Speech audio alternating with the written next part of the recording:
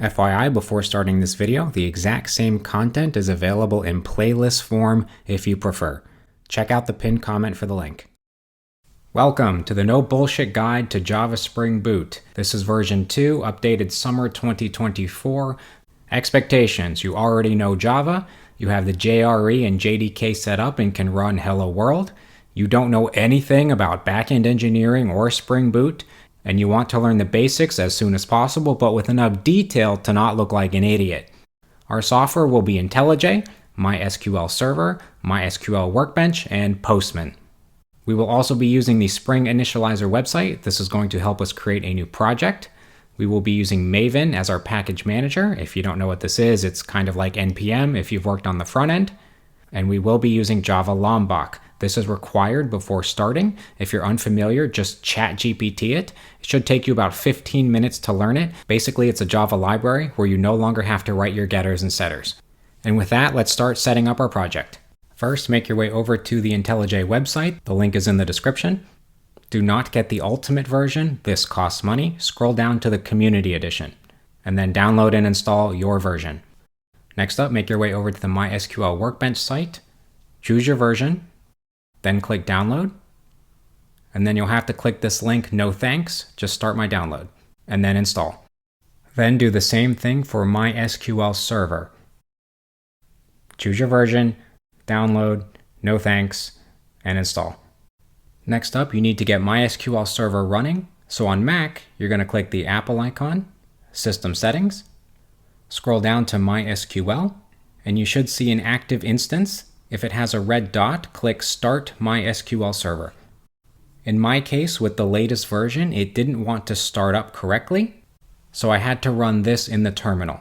If you run into the same issue where you're getting a red dot and not a green dot, there's a link in the description to help debug. Once you have your active instance running, open up MySQL Workbench. I already have a couple of database connections here, but for you, you're going to want to click the plus button. We're going to name our connection NoBS v2, and then click this button to create your password. Once you've done that, you want to click Test Connection. With the latest version of MySQL Workbench, I am getting this warning, but when I click Continue anyway, it works just fine. Then click OK. Then click OK. Again, I get the same warning, but I'm going to continue anyway. And then it opens up MySQL Workbench. While we're here, go ahead and run this SQL query. Create database NoBS v2 semicolon. And then click this little lightning bolt icon, and you should see a green check mark down here. Next up, go to the Postman website, click your machine, click your hardware, and then download and install. Next up, make your way over to the Spring Initializer website. Make sure you select Maven and Java. And then you're going to click the latest number that is not a snapshot. For me, it's 3.3.1. Your number will probably be higher if you're watching this in the future. Let's rename it NoBS v2. We do want a jar file, and Java 17 is fine. Next, go over to our dependencies, add Lombok, Spring Web, Spring Data JPA, and JDBC API. When you're done, click Generate and download. Unzip the file and then put the folder where you want it to live permanently. I put it in my Documents folder. Then all you have to do is drag and drop into IntelliJ, and it will create the project for you. We're still not done adding dependencies. We have to add one more. So go over to your pom.xml file, scroll down until you see dependencies, then make your way over to the Maven repository website, where it has the MySQL connector Java, and copy this dependency and paste it in. Once you've done that, click this little icon in the top right-hand corner to do a Maven refresh, and you should see the red numbers turn to white. Next, find your application.properties file and paste this in. This is also in the description. Now, if you notice, it says localhost 3306. If you make your way back to MySQL Workbench, you can see that the default for MySQL is 3306, so that's where that comes from. And then change this to the database name that you gave it, NoBS-v2. Then change the username. I didn't change the username, so it is root, and enter in the password that you gave it. And lastly, you need this line of code for it to actually connect to your database. Okay, and after all that, we are finally ready to run our application. Find your main method class, NoBS-v2 application. I'm going to add a print line statement, and then I'm going to click run in the top right. You can see in the console, it does a bunch of stuff to initialize. We can see our hello world statement at the very top.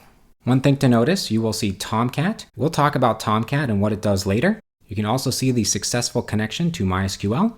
You can see our Hibernate ORM. Again, we're going to talk about this later. And you can see the default Java Spring Boot port number, which is 8080, which we will also need when we actually make a request. Okay, now that we are finally set up, we are just about ready to start coding. So first up, let's talk about HTTP requests. When you're a user using Google Chrome and you click a button, the web browser then goes across the internet to a server. The server gets the requests, looks in the database, gets data, and then sends it back to the web browser. So this happens with an HTTP request, and then the server responds with an HTTP response. So the server is where we are writing code. When you write HTML, CSS, and JavaScript, that is executed on your computer in Google Chrome. But now we're writing code that lives on the server, and its job is to listen to requests coming from Google Chrome or any web browser, interact with the database, do some stuff, and then respond back. There are 4 types of HTTP methods that we will use in this course, and they line up with CRUD. CRUD stands for create, read, update, and delete. So you have post mappings, get mappings, put mappings, and delete mappings. Post is for create. So for an example, a new tweet, you would use a post mapping. Get is used for read. For example, if you're scrolling on your timeline, reading a bunch of other people's tweets, you would use a get mapping. If you want to update your tweet, you would use a put mapping, and if you want to delete your tweet, you would use a delete mapping. There are other HTTP methods, but we're only covering these 4. This constitutes like 99% of all HTTP methods that are used. Just FYI, there are way more topics to cover with requests and responses. For example, the URL, query string parameters, the header, the body, but we're going to cover these in future videos. For right now, with the HTTP response, we do need to deal with the body, which for right now is just going to be a string. And we do need to deal with the status. So we can return a status of 201, for example, is created successfully, or 404 is not found. So that's our first objective. We're going to create 4 endpoints, one for create, read, update, and delete. When pinged, we're going to return a string, and then eventually we're going to return the appropriate status code that goes with that message. Okay, so at the same level as your main method, go ahead and create a new package. We're going to call it product. In your product package, create a new Java class, and we are going to annotate it with @REST-controller. This communicates to Spring Boot that this is a REST controller. We're going to talk a lot more about exactly what this annotation does and how it works, but for now, just put it in there. We then want to define the 4 mappings. So we're going to use 4 annotations, @post mapping, @get mapping, @put mapping, and @delete mapping. Each one of them will be public, return a string, and then give it a reasonable name. Then for each one, we're also going to return a reasonable message. Once you've completed that, go ahead and restart your project. Now make your way over to Postman. If you're not familiar, Postman basically acts like Google Chrome. It's acting like the client that's going to ping our server. It just does it in a more developer-friendly way. Go up here to Workspaces and click Create Workspace. Click Next and name your workspace. Then create a new collection. I'm going to name it Product. And then in our collection, we're going to create 4 requests. This first one is a GET request, and this is where localhost comes into play. So create 4 requests, 1 for each mapping, give it a nice name, and then click Save.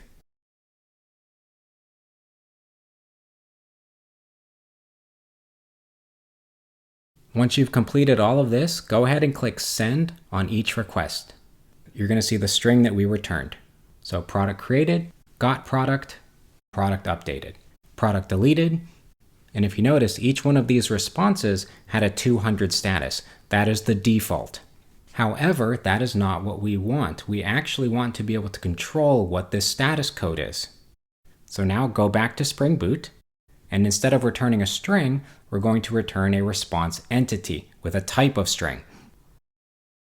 Then return response entity.status, then type HTTP status, and for the first one, we'll say .created.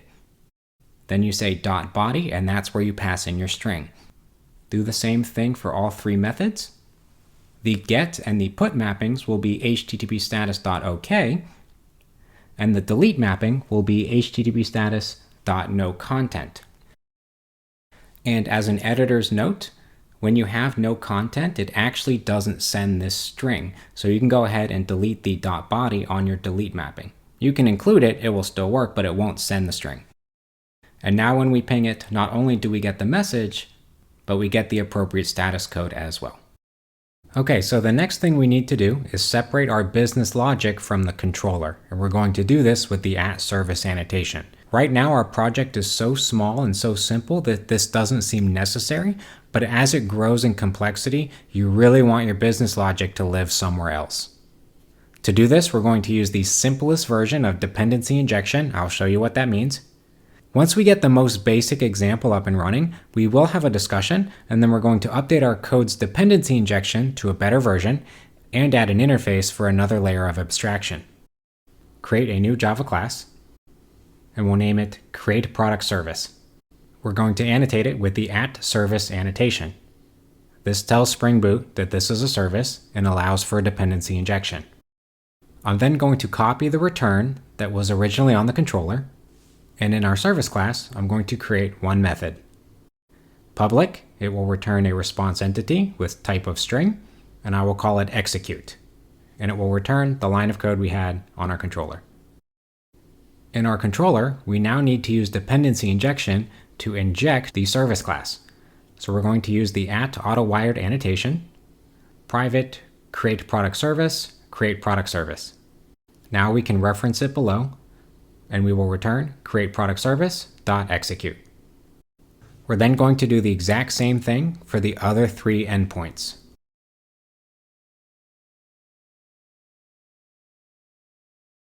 Okay, we now have our simplest example up and running, and here's a quick couple of notes. First off, naming a service class. I've seen it called Product Service. I've seen it called Product Service Impl, short for implementation.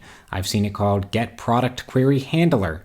That's specifically for a GET request, reading data. I've seen it called a Get Product Command Handler, which is used for changing data like a post or a put. As for dependency injection, we will have a full discussion on this later, but for now just know that we used field injection, which is when you use the @autowired annotation. This is not recommended, but you do need to know it because some companies still have this hanging around in their legacy codebase. So we're going to go ahead and update from field injection to constructor injection, which is recommended. So let's do that now. So I'm going to right click and click Generate Constructor, and I'm going to pass in all 4 fields. Then I can delete the auto-wired annotation from each one. And I'm going to move these to the top, and usually these are declared final. Okay, one more thing we're going to do is add an abstraction with our service class. So this is something that we do in our production environment. So we're going to define an interface, public interface query, with an I and an O, which stands for input and output. It's going to have one method called execute that returns a response entity with O of output and I of input. And then it forces us to implement the method with an override annotation. So essentially what this does is it enforces a contract. It ensures that the name execute is consistent across the entire application. And there are other benefits, of course, but for now, let's just go ahead and implement it. So we're going to say new Java class, but technically this is an interface. We're going to call it query, angle brackets I, comma O, response entity O, and execute I input. We actually need to do one more because we're only going to use query for the GET request. So let's create another one, public interface command, IO, input and output, with the exact same format. Now let's go ahead into each service class and implement the interface. Our input for right now is just going to be void, and our output will just be string. It should underline in red, so go ahead and hover and then click Implement the Methods. Then go ahead and copy our line of code, put it in here, and delete the old method. And do this for the rest of the three, but make sure on the getProduct service, you use the query.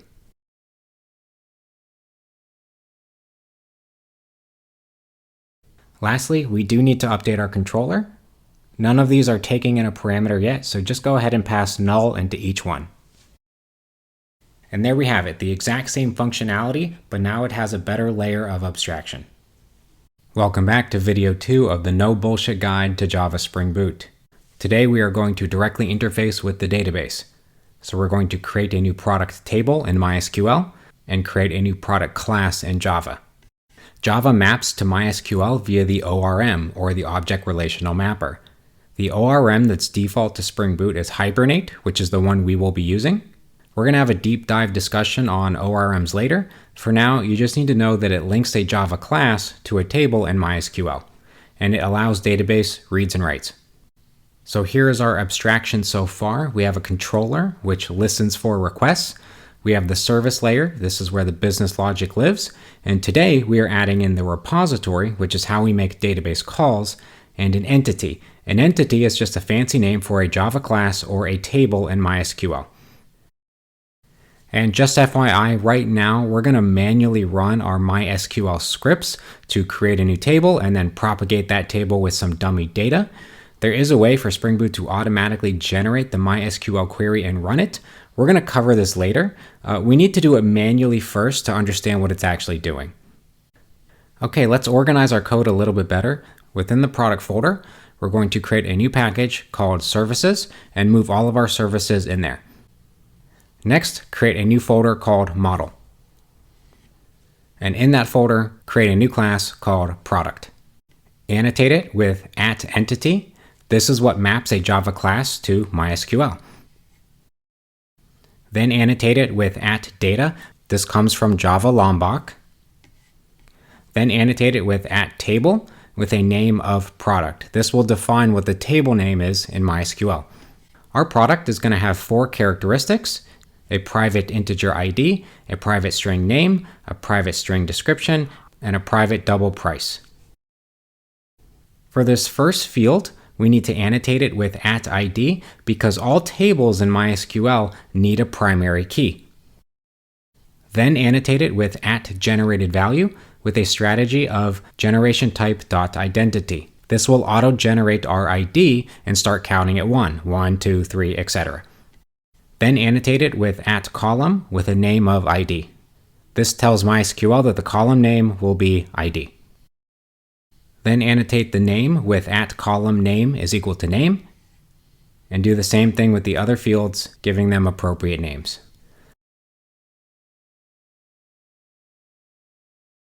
Okay, next up, create a new interface called a product repository. We're going to annotate it with @repository, which tells Spring Boot that this is a repository for the database. It is going to extend JPA repository, angle brackets, with the entity type of product and a primary key of integer. This gives us access to some free methods. Next, let's make our way over to the getProduct service. And one way we could do this is use the @autowired annotation for dependency injection, and then use field injection with private product repository of product repository, which we can then reference below. Product repository.findAll, and this is one of the free methods that was given to us. This returns a list of product.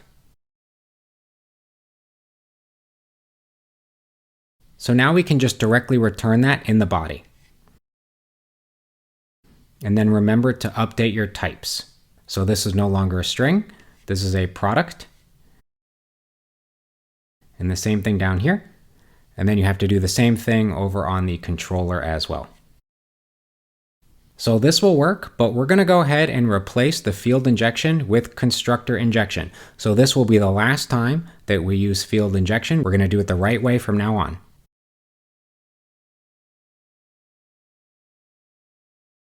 And now we have constructor injection. Okay, and now you can start up your project, but before we ping it in Postman, we need to set up our database. So make your way over to MySQL Workbench and run these 3 scripts. So the first one is use NoBS v2. If you have multiple databases, you want to tell it which one you're using. Then we want to create our table of product. Our ID is an int. It is going to auto increment, and this will be our primary key. Our name will be a varchar with a length of 255. Varchar is basically a string. Description is also a varchar of 255, and we have a double price. Then we need to insert some dummy data. So insert into product, a name, description, and price. These values, you can copy these in the description. Notice we did not pass in the ID. We only passed in the name, description, and price. SQL automatically generates the ID for us. Click the little lightning bolt at the top, and you should see 3 green check marks corresponding with each of the 3 queries. To double check, you can then do a select star from product and see your entities in the database. Now you can make your way over to Postman, and we're going to ping the get product endpoint. And we now see a list of products. And notice how it automatically converted it to JSON for us. Now, one thing I would like to change, technically this was not get product, this was get all of the products. So I'm going to rename my method to get products and my service class to get product service. Okay, now that we have the first example of repository up and running, we are now ready to go full CRUD. Remember, CRUD stands for create, read, update, and delete. So for our post, put, get, and delete mappings, we want to interact with the database appropriately. So I know this table looks complicated. Let's just go through it really slowly. On the left-hand side, we have post. So with a post, the UI will need to send the product in the request body as JSON. So we need to grab that and then convert it to a product. With a post, you do not need an ID because you're creating a new one, and our system will automatically generate our ID for us. The URL is going to be /product. Our response status is going to be a 201 created, and our response body is going to be a product DTO. On the very next slide, we'll explain what a product DTO is. Notice that this is optional. Technically, if you just send it off and you get a 201 created back, that might be enough information for your system.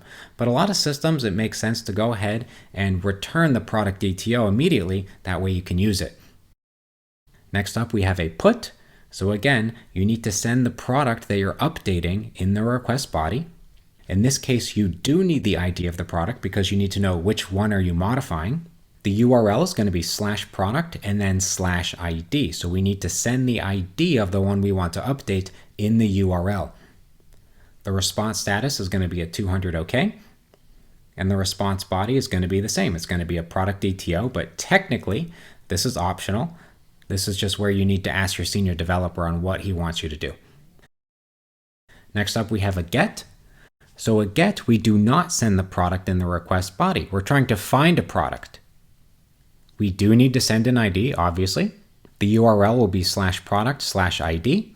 We're going to send a 200 status, and then you have to send the product DTO back. That's the whole point.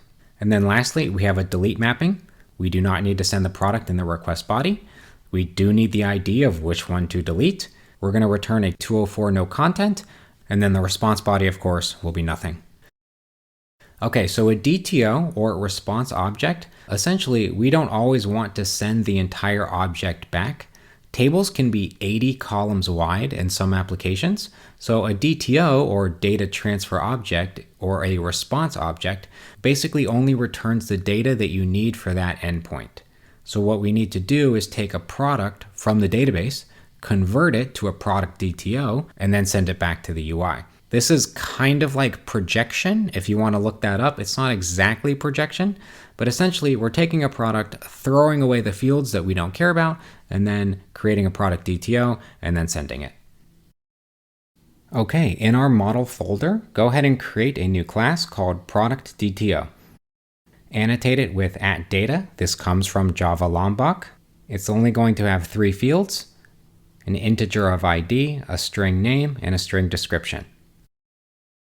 Then let's create our constructor. It's going to take in a product and then just set the values.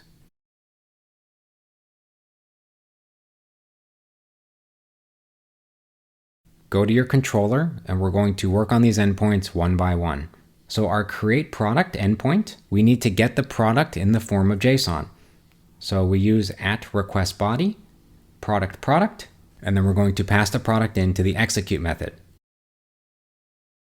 Go over to your service class, and we need to update this. So instead of the input being void, the input will now be a product.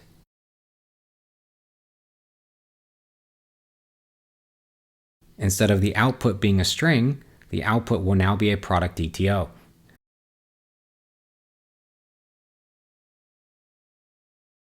Next, we need access to our repository. So private final product repository, and use constructor injection.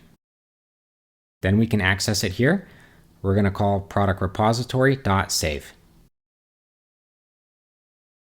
This save method returns a product, the one that you just saved. So let's capture that. And then in our response entity body, we're going to say new product DTO, and then we pass in our saved product. And that's all we have to do for this one. And then on the controller, make sure you also convert string to product DTO. We also need to update the mapping, but we're going to do that all at once. Moving on to our next one.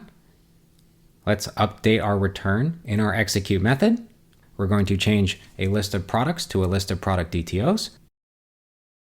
And here we're just going to convert them. So list of product DTOs is equal to products.stream.map product DTO new to list. And then we'll pass that list in. If you're not familiar, we're using the Java Streams API. You can look it up and learn it in about 10 minutes. We do need a new mapping to find by ID for a get product by ID, not just all of them. So let's create a new service class. Get product service. We're going to annotate it with the @service annotation. It's going to implement query. The input is an integer, and the output is a product DTO.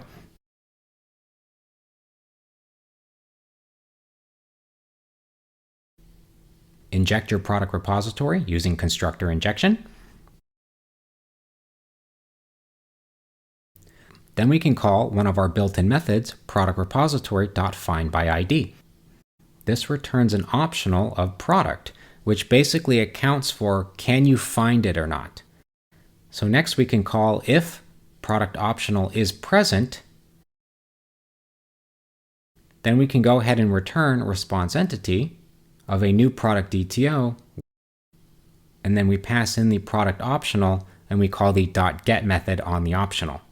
If you're not familiar with optionals, again, you can look it up. It'll take you about 5 minutes. In the future, we will want to throw an exception here saying, hey, we can't find the product, and send a good message back to the UI. But for right now, we're just going to move on.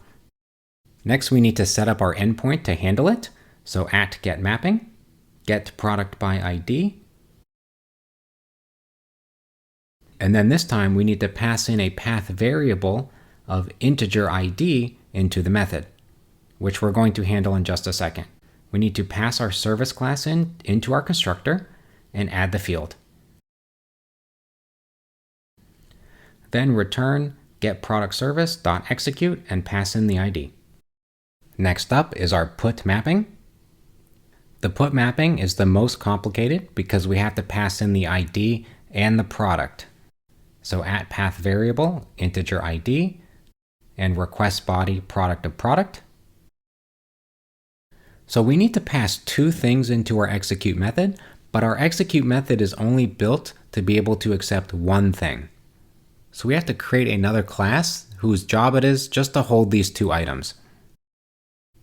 We're going to call this update product command. Annotate it with @getter. Private integer ID, private product, and then a constructor with both things. Then, passing into our execute method, we'll say new update product command, where we pass in the ID and the product. Instead of void, this is now going to be an update product command. And instead of string, this is going to be a product DTO. And do the same thing on your method. Inject your product repository dependency. Again, we need to get an optional product from the repository where we find by ID by using the command .getID. And then we'll call if the product optional is present. Then what we want to do is get the product from our command, set its ID to the ID we got from the command, and then call product repository.save. Save is an interesting method because it can either create a new entity or update an entity. Then we'll call response_entity.ok, where we generate a new product DTO. And again, for now, if we can't find it, we'll just return null. Later on, we want to have a really nice exception. And last but not least, our delete mapping. Go ahead and pass in @path variable with integer ID and pass in ID into our execute method. Our input is now going to be an integer and our output is going to be void. Update your method accordingly. And again, inject the product repository dependency. And then again, optional product optional is equal to product repository dot. This time we're going to call find by ID. And then if it's present, we're going to call product repository dot delete by ID. Then return response entity dot status of no content. And don't forget to build. And again, we're going to have an exception here later. The last thing we need to do is update our endpoints to include the URL. So let's do these all together. So delete will be /product/ID in squirrely braces. And this is very important. ID on line 63 must match ID on line 64 exactly. Put mapping will have the same format. Our get product mapping will also have the same format. We'll change the get mapping for all products to just /products. And then our post mapping can be just /product. Okay, go ahead and start up your project. Making our way over to Postman, let's create a new endpoint. This will be our get product endpoint. And then let's go one by one and update and then ping each endpoint. So for our post mapping, it's going to be /product. And then in the body, go ahead and click raw and make sure it says JSON. Then add in some squirrely braces with a name, description, and price. When we click send, it sends us back a product DTO. So it didn't send us back the price, good, and it generated an ID for us. For our get products request, go ahead and add in /products and send, and you can see all of them were returned. For get product, I can do /product/1, and it sends me just the first one. If I type in one that doesn't exist, it just sends me back nothing, which again, we need to fix this in the future. For our put, we're going to do the same thing we did with post, except we're going to have an ID in the URL, and then also click raw, and then send the same JSON. And you can see that it was updated. Lastly, for our delete mapping, you can say /product/1, and it sends us back a 204 no content. And then if I do a get all, you can see that number 1 was in fact deleted.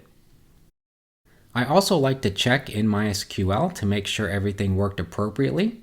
So if I do a select star from product, I can see that I now have IDs 2, 3, and 4 with the updated values, and I can see that ID number 1 was deleted. Welcome back to the No Bullshit Guide to Java Spring Boot Part 3. Today we cover exception handling. As of right now, we are not correctly handling the error state, so if we can't find a product, we're returning null. What we want to do is to send a useful message back to the UI. So the simplest thing we could do is just return a response entity with a status of not found, but this doesn't work across our entire application because sometimes we're returning void, but sometimes we're returning a product DTO. So instead, we use a pattern like this. If it gets to the end, that means it was not successful, so we'll throw a new runtime exception. So that alone is the basic premise of this video. If you can't find it, throw an exception. The rest of this video is really just layers of abstraction that go on top of it. So there are two different paths you can go down for your abstraction. Path 1 is using Spring Boot's built-in error response. So anytime a runtime exception is thrown, Spring Boot sends this as the response. And we can modify this to include whatever message we want and the status code. So make your way over to the delete product service class. And instead of returning null, we're going to throw new runtime exception, and I'm going to pass in the message of product not found. Now, if I make my way over to Postman and try to find an entity that doesn't exist, I'll get Spring Boot's default error message. Now, if I want that message that I passed into my exception to be sent back in the response, the first thing I'll need to do is make your way over to the application.properties file and paste this in. server.error.include message equals always. Now, when I reboot the project and ping it again, you can see that the message I passed in was added to the response body. And if you make your way over to the console, you'll also see the runtime exception here with the message. Okay, so here comes another layer of abstraction. Instead of copying and pasting this runtime exception everywhere, I want to have this all in one place so I can just throw one exception and it always does the right thing. So I'm going to create a new package called exceptions. And then I'm going to create a new Java class called productNotFoundException. And this is going to extend the runtime exception. Generate your constructor. And you want to make a call to super. And this is where we're going to pass in our message of product not found. Now, instead of throwing a new exception every time and passing in that message, I'm going to directly throw new product not found exception. If I ping it again, I get the exact same thing. But if you notice, the status is not correct. This should be a 404 not found. Instead, it's a 500 internal server error. So the way we can control that is by annotating our product not found exception with @response status, and we pass in our status code. Now when we ping it, we get a 404, and the first error says not found. So now let's run around our application and add our product not found everywhere that it makes sense. So in our get product service, we'll throw a new product not found exception. For our get product service, that doesn't make any sense because if we can't find any, we should just return an empty list. So we'll leave this one the same. And then we will throw it for our update product service. The last thing I like to do is just make an enum. That way all of my error messages can be in the same place. So this is not required, and if you're not familiar with enum, you can just ChatGPT it and learn it really quickly. But the idea is I want all of my error messages to be in the same place. That way if I reference it once, then I can update it everywhere.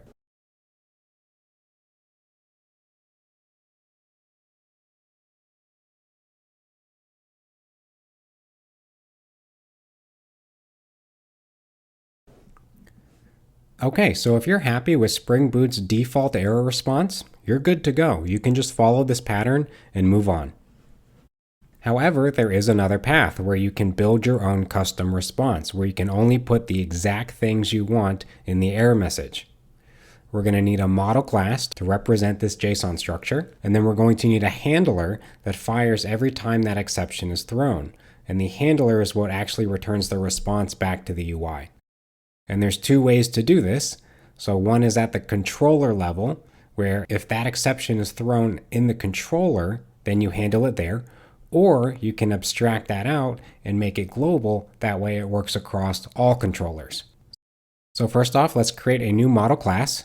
I'm going to call it error response. I'm going to annotate it with @getter. And it will have one field, private string message, and a constructor that takes in the message and sets it. And of course, you can make your error message as big or as small as you want with as many properties as you want. Next, go to your controller And we're going to add a new method. Public response entity, it returns an error response called handle product not found exception. And we pass in a product not found exception. We're going to annotate it with @exceptionHandler and tell it to handle a product not found exception.class. Then every time it catches one, it is going to return response entity.status. We'll pass in our status, and then the body is going to be a new error response, and this is where we pass in exception.getMessage. Restart your project, ping it again, and now you'll see your custom error response. The last thing we can do is we can take this out of the controller and instead put it at the global level. So in the exceptions folder, I'm going to create a new class called Global Exception Handler, and I'm going to annotate it with @controllerAdvice. I'm going to cut our exception handler method we just created from our controller and paste it in this class. And this will work the exact same way. And as you add more exceptions, you can keep handling them here. Okay, and one more quick note. If you prefer to use annotations, you can extract out response status and annotate your method, and you can do the same thing with @response_body. So this is the exact same code, just written in a slightly different way. Okay, I'll see you in the next one. Okay guys, welcome back to the No Bullshit Guide to Java Spring Boot, Part 4. Today's topic, validation.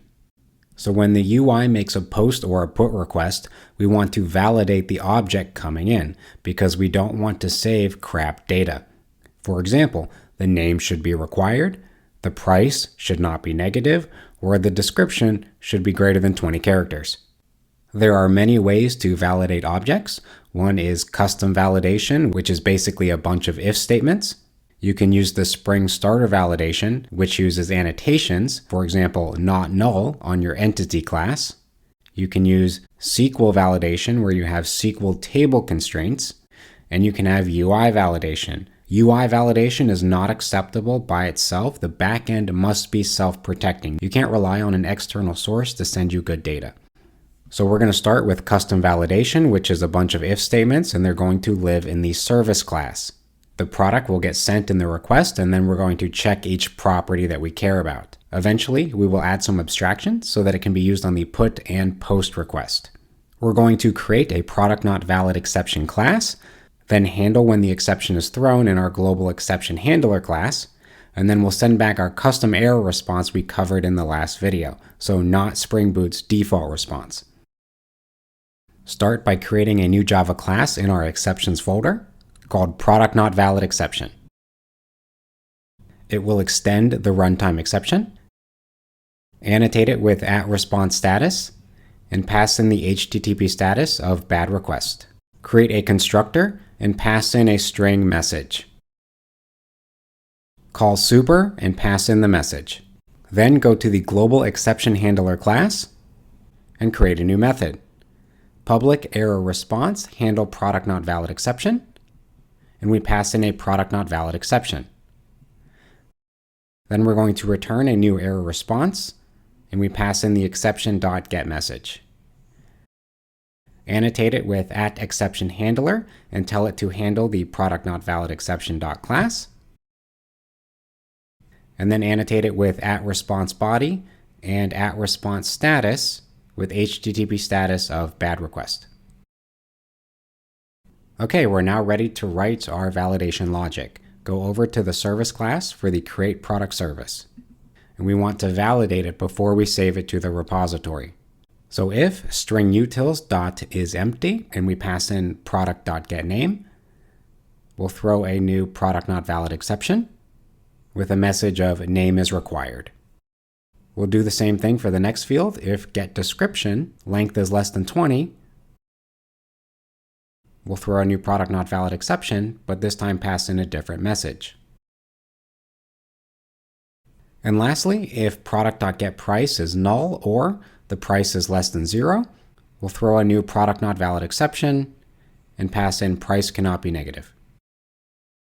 Okay, it should be working now. Boot up your project and make your way over to Postman. When I pass in an empty string for the name, I get back a message, name is required. If I pass in null, I get the same thing. And if I don't include it at all, I get the same error message. Adding it back in, if I submit a description that's too short, I get description must be at least 20 characters. And then if I put in a negative price, I can see that price cannot be negative is also sent back. So this is the basic idea of custom validation, a bunch of if statements, but now let's make it a little more sophisticated by adding in some abstraction. If I highlight this, I can right-click, refactor, and then click Extract Method. I can name the method Validate Product, and now all of this logic is encapsulated into one method where it's clear of what I'm trying to do. In the previous video, I also created an enum that holds all of my error messages. So I'll go ahead and add my new error messages now, and then reference them here. This is not required, but something that I like to do. This does have one disadvantage though, because we will need to call this method in the put call. So let's create a new folder. I'm going to call it Validators, and in the folder, create a new class, Product Validator. Give it a private constructor, and then it will have one method, public static void execute. Copy your logic and paste it over here. Now we can call product validator.execute, pass in the product, and we can now call this in both the put and post calls. Another option for validation is to use the Spring Starter validation. We need to add a Maven dependency, but then we add annotations in our entity class. We'll first see how Spring handles it if we don't catch the exception, but then we'll use the product not valid exception class that we just created and then handle it using our global exception handler class. And just FYI, we will be catching the constraint violation exception, not the binding result if you're familiar with that. First, paste your dependency into your pom.xml file and then do a Maven refresh. There is a link in the description for you to get the latest Spring Boot Starter validation. Go back to your service classes and for now, comment out product validator.execute. Now make your way over to your entity class, and starting with the name field, we're going to annotate it with @notNull. And then we're going to pass in a message, name is required. For the description field, we'll use the @size annotation with a min of 20 and a message of description must be 20 characters long. And then for the price, we'll use the @positive or 0 annotation with a message of price must not be negative. Boot up your project and make your way over to Postman. Let's do the same thing as before, and for name, we'll say null. This time when we click send, it uses Java Spring Boot's default error handling because we didn't explicitly catch this exception. But if you look closely, it says validation failed for classes product, and then you can see our messages. So we want to have our own custom error message like we did before. So go over to the global exception handler class and create a new method. Public error response, handle product not valid constraints. We need to pass in a constraint violation exception, and then return a new error response with exception.getConstraintViolations.iterator.next.getMessage. Essentially, this just returns the first error, not all of them. So at my work personally, we do it like this. We only send back the first error it faults on. You could, of course, structure this in a way to send back all of the errors, but this is good enough for our use case. Annotate it with @exceptionHandler with constraintViolationException.class. Annotate it with @responseBody, and @response status with an HTTP status of bad request.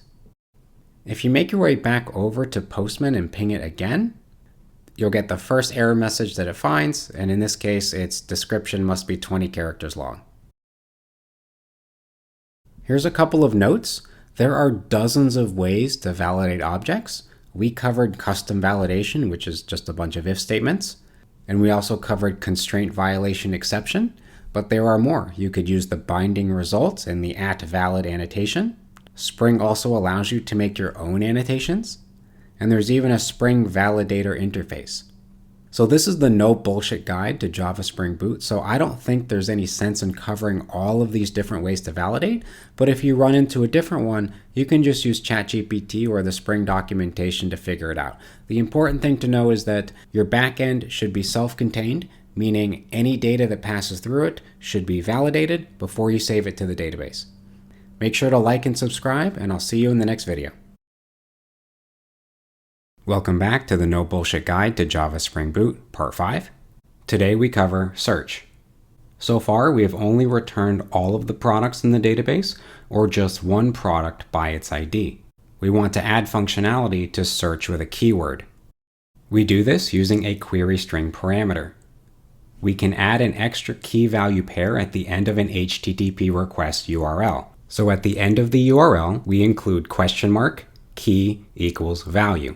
So for example, /search would be the URL, $name is the key, and the value is Samsung. So in this case, we would be searching for Samsung. We get the keyword on the controller in the URL. We then pass it to the service class, and then we need to pass it to a new method which we need to write, and that lives on the repository. We're going to cover two ways to write repository methods. The first way is using Spring Data JPA. So basically, we write a method in plain English, and Spring Boot interprets it and generates the SQL query for you, but you have to write it in a specific way. So for example, find by name containing. To get this to work, the property has to match a column in your SQL table. So find by name, there has to be a column of name in your SQL table. So here are 5 examples of Spring Data JPA methods: find by name containing, find by description containing, find by name containing and category. We don't have a category on our product entity yet. This is just an example.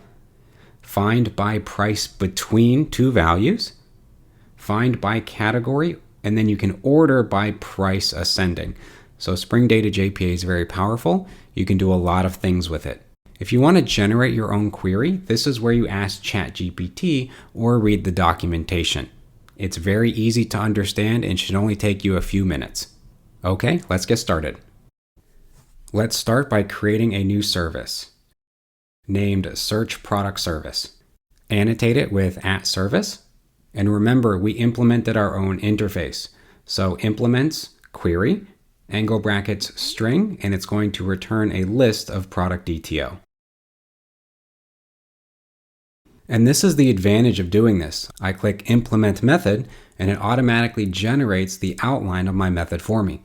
Go ahead and define your product repository and then generate your constructor. Next up, make your way over to your product repository. And to use Spring Data JPA, it's as simple as saying, return a list of product, find by name containing, and we pass in our string of name. And if you did it correctly, that's all you have to do. Go back over to your service class, and let's call this method. Return responseentity.ok. And we pass in product repository dot find by name containing, and we pass in name.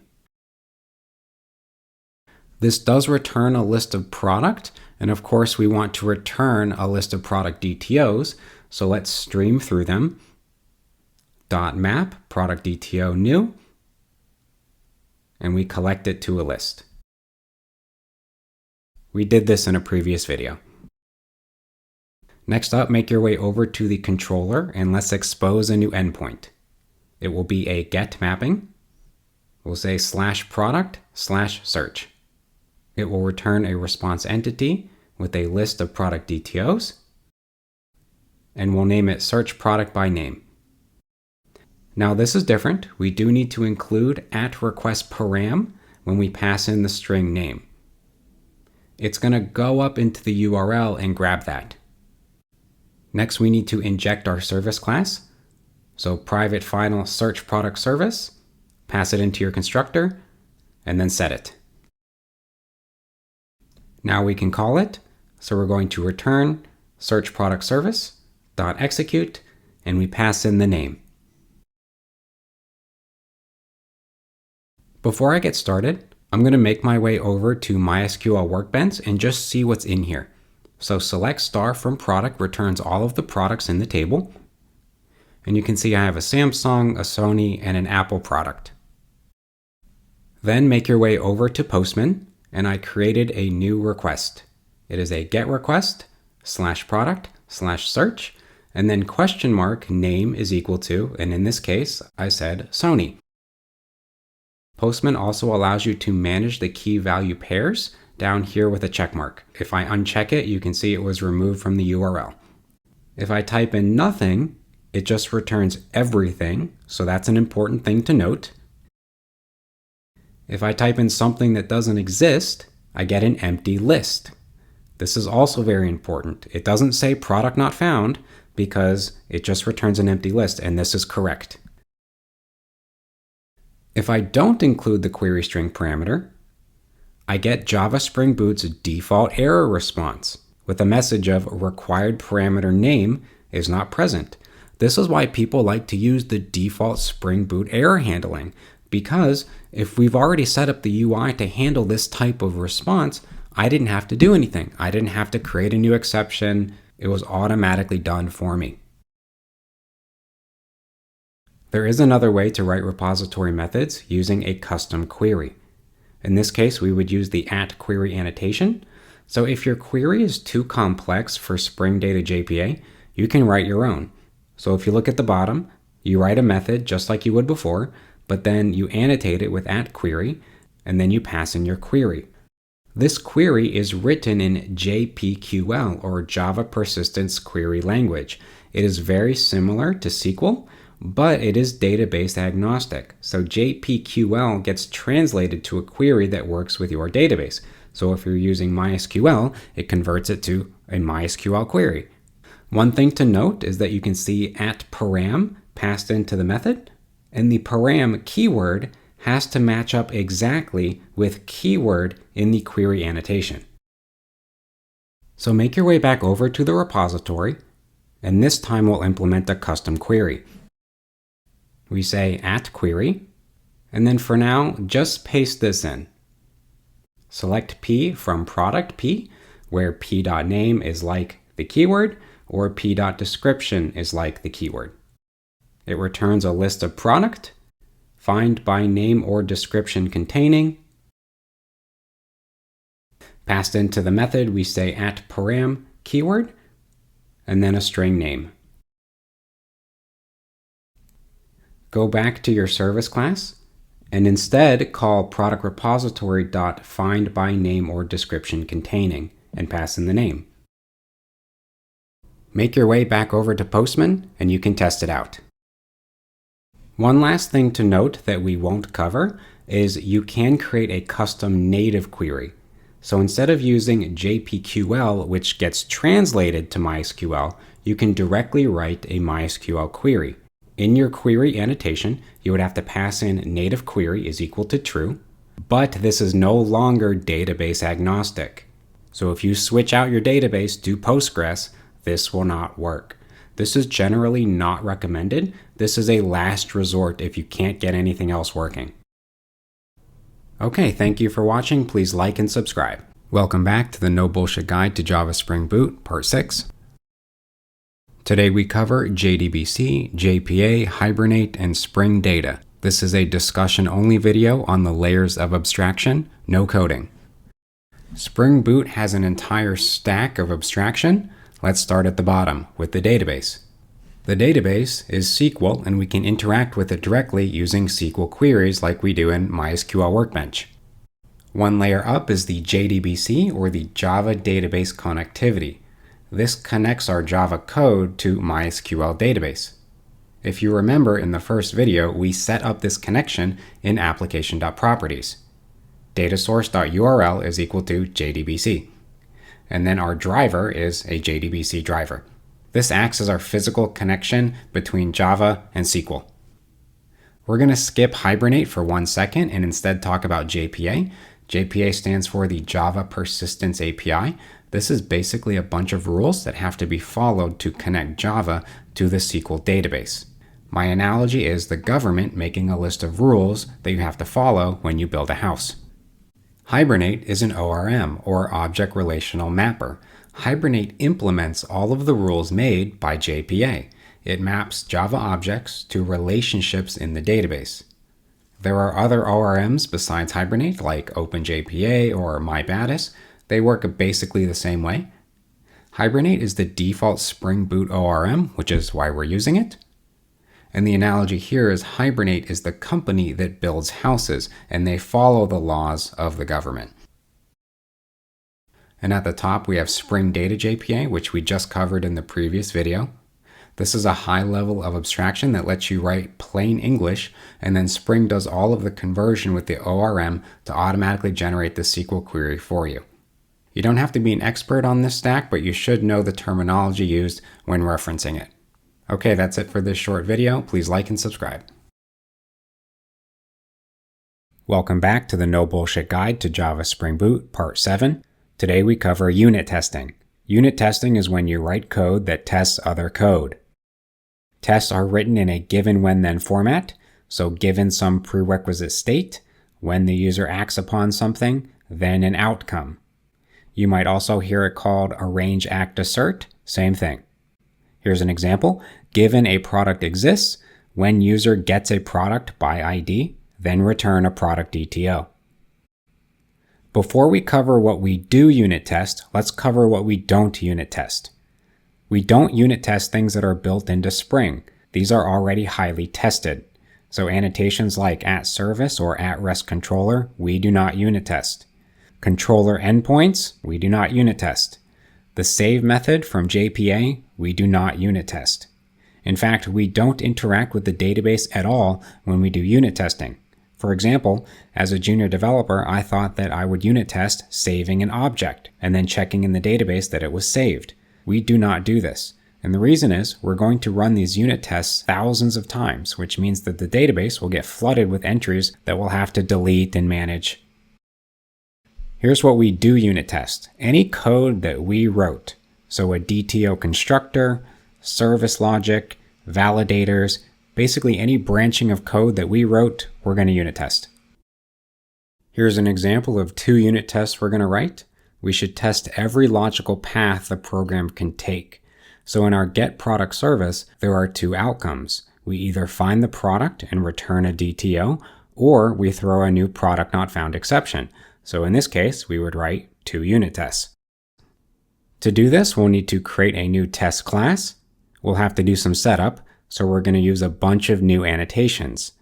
@mock, this is going to mock the response from the repository. @injectMocks, this is what we annotate the service class that we are testing. The before each annotation will annotate our setup method, which is how we do a test setup. So basically we need to instantiate the mock objects. And then finally, we'll have the @test annotation for each test that we write. Okay, let's get started. If you look in your project, you'll notice a test folder. And in that test folder, there's already one class. In that class, there is a context load annotated with @test. So this is the default test that's included in the project. This is known as a sanity check, or in other words, a test that should always pass. Basically, you're making sure there's no weird bug or compile issue. So if I click this green button and then click run, it'll run the test and give you a green check mark. Okay, in the same folder, we're going to create a new class and name it getProductServiceTest. First, we need to use the @mock annotation, and it is going to annotate private product repository, product repository. You use the @mock annotation when you want to mock the response of something. This is the dependency that we need to run the test. Then we use the annotation @injectMocks for private getProductService, getProductService. This annotates the class we're actually testing. Then we use the before each annotation, public void setup, and this annotates the method that runs before each test is started. We then call Mockito annotations.openMocks, and we pass in this. And essentially, this initializes the repository and the service class. Okay, now we're ready to write our test. So we use @test annotation, public void all tests return void, and then we're going to write our given when then. So given product exists, when getProductService returns product DTO.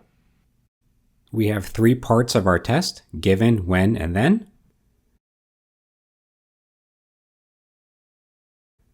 So first, create a new product. Product equals new product, and then set the parameters. And then we're going to use the when method, product repository dot find by ID of 1, then return optional of product. This essentially stubs the product repository so that for the duration of this test, it returns what we're telling it to return. I know it's really confusing because it says when, but this is actually technically still part of the given. getProductService.execute, and we pass in 1. And we want to capture the response. So response entity of product DTO, response is equal to this. Lastly, we have our then, which is an assertion. So assert equals response entity.ok of new product DTO. This is the expected. And then we pass in the actual response. Another verification you can do is verify product repository, times 1. This asserts that the product repository was only called once. This is more commonly used when you have really complex operations. Okay, when you're done, come up here and click Run. And you should see a nice green check mark. Okay, let's write our second test. @test, public void, given product does not exist, when getProductService, throw product not found exception. We have a given, and this time the when and then are the same thing. So again, we're going to stub our product repository, but this time we're going to return an optional .empty. Then we assert throws product not found exception .class, and then we say getProductService.execute. So this executes the getProductService method and catches the exception and asserts that it was caught. Then again, we can verify that the product repository was only invoked one time. When you're done, go ahead and click Run, and you should see a green check mark.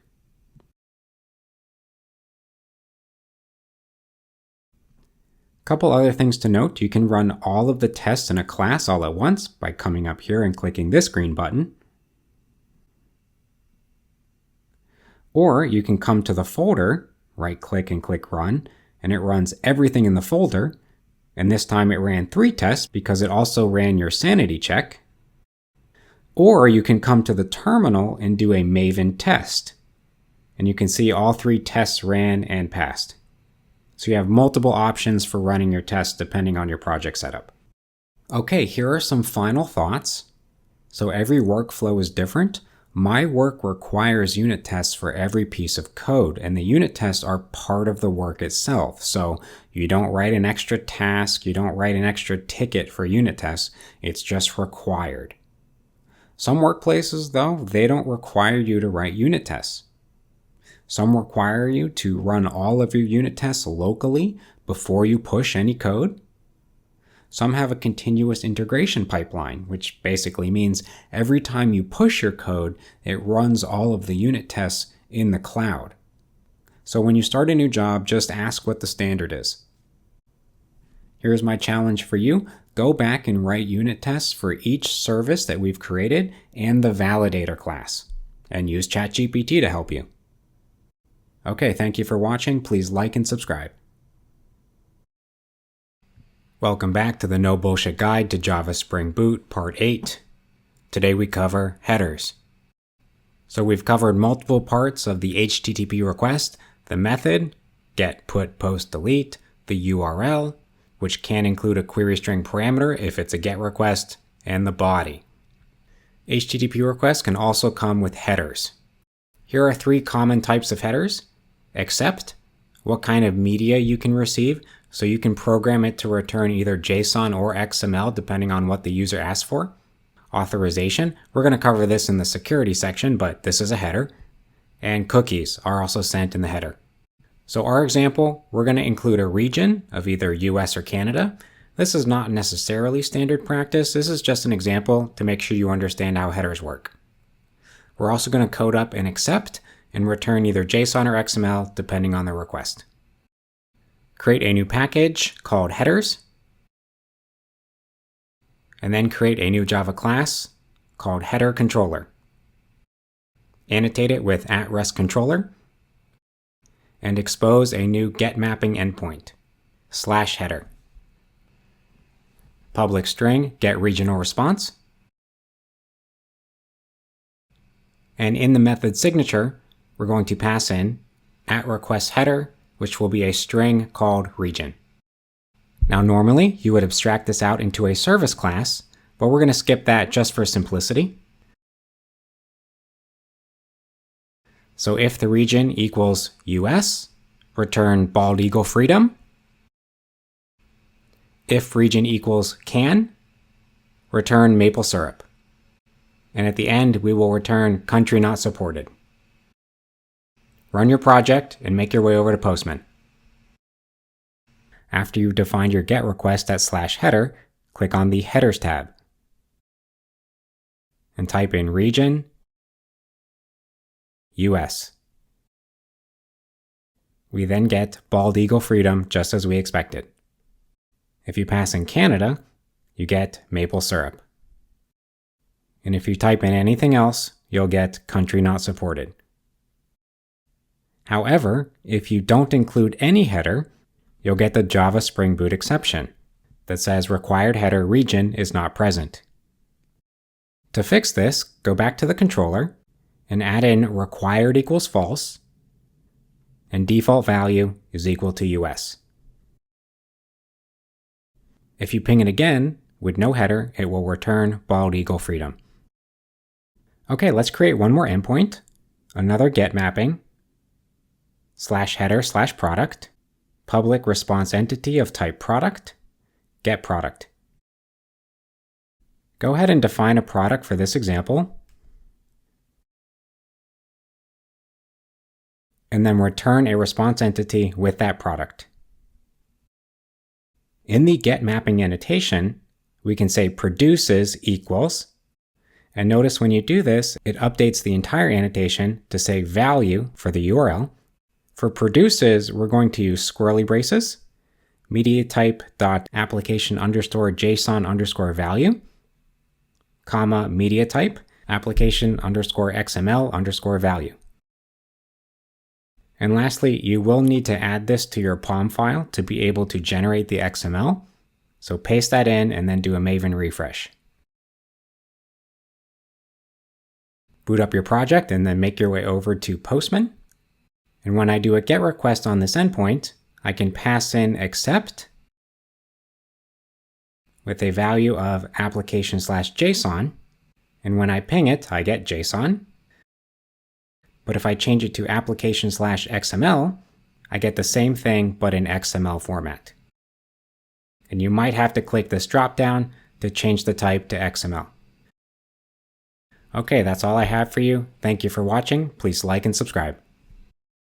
Welcome back to the No Bullshit Guide to Java Spring Boot, Part 9. Today we cover relational mappings. These are SQL mappings, one-to-one, one-to-many, and many-to-many. So far, we have only had one table in our database, mapped up to one entity in our Java classes, and that is a product. It has no relationships to any other data. So today, we're going to start adding relationships. We're going to create two new entities that relate to each other, a customer and an address. We can relate our two entities together in one of three ways. A one-to-one relationship is one customer is mapped up to exactly one address. A one-to-many relationship is one customer mapped up to many addresses. And a many-to-many relationship is one customer can have many addresses, but one address can also have many customers. Here's what the base of our tables will look like. Customer table will have an ID, a first name, and a last name. And the address is going to have an ID, a street, city, and state. In a one-to-one mapping, John Doe, one customer, will map up to exactly one address, 123 Main Street. To do this, we have to add one more column on our customer table, an address ID. So this address ID maps up to the ID in the address table. So a quick note, if you're not familiar with SQL, these are known as primary and foreign keys. A primary key we've already used before. This is a unique identifier for a row in a table. This is required on all tables. A foreign key is optional. This relates to another table. So on the customer table, address ID is a foreign key. But on the address table, it's the primary key. Basically, it's saying take this ID, go to another table, and look there for the data. Okay, let's get started. We're going to move really quickly. First, make your way over to MySQL database and go ahead and run these queries. This creates our address table, our customer table, and it inserts data into each one. These can be found in the description to copy. Then in our project, create a new package called Mappings, and in that package, add two Java classes, one for customer and one for address. The customer class will be annotated with @entity, @table, name is equal to customer, and @data for Java Lombok. Then the first field will be an ID, a generated value with a strategy of generation type identity. The column name will be ID, and it is a private integer ID. The next one will be a column with a name of first_name and a private string first name. And then do the same thing for last name.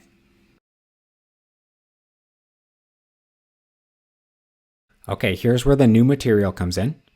We're going to have a private address of address, and we're going to annotate it with @1to1. And we pass in cascade is equal to cascade type of all. We'll cover what this means in just a second. Then we need to use the annotation @joinColumn with our name of address ID.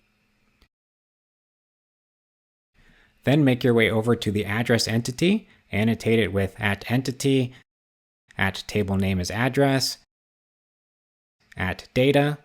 Do the same thing with ID as we did in the customer table. And then define your fields of street, city, and state.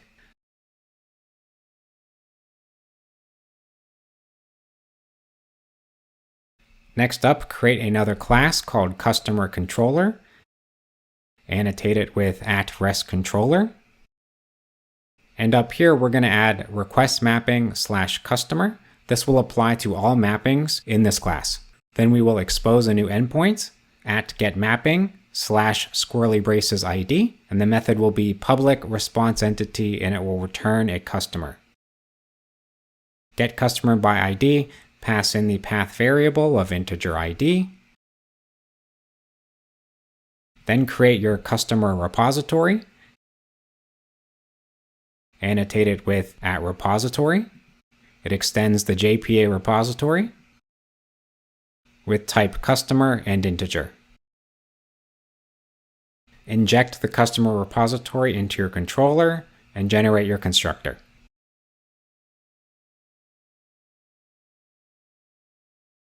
So normally we would abstract this logic into a service class, but for right now we're keeping it as simple as can be. So return response_entity.ok, customer repository.findById, pass in the ID, and then call the get method. And I forgot my second squirrely brace. Make your way over to Postman and go ahead and ping this endpoint /customer/1. And you notice it gets you the customer, and then it automatically gets you the address nested inside of it.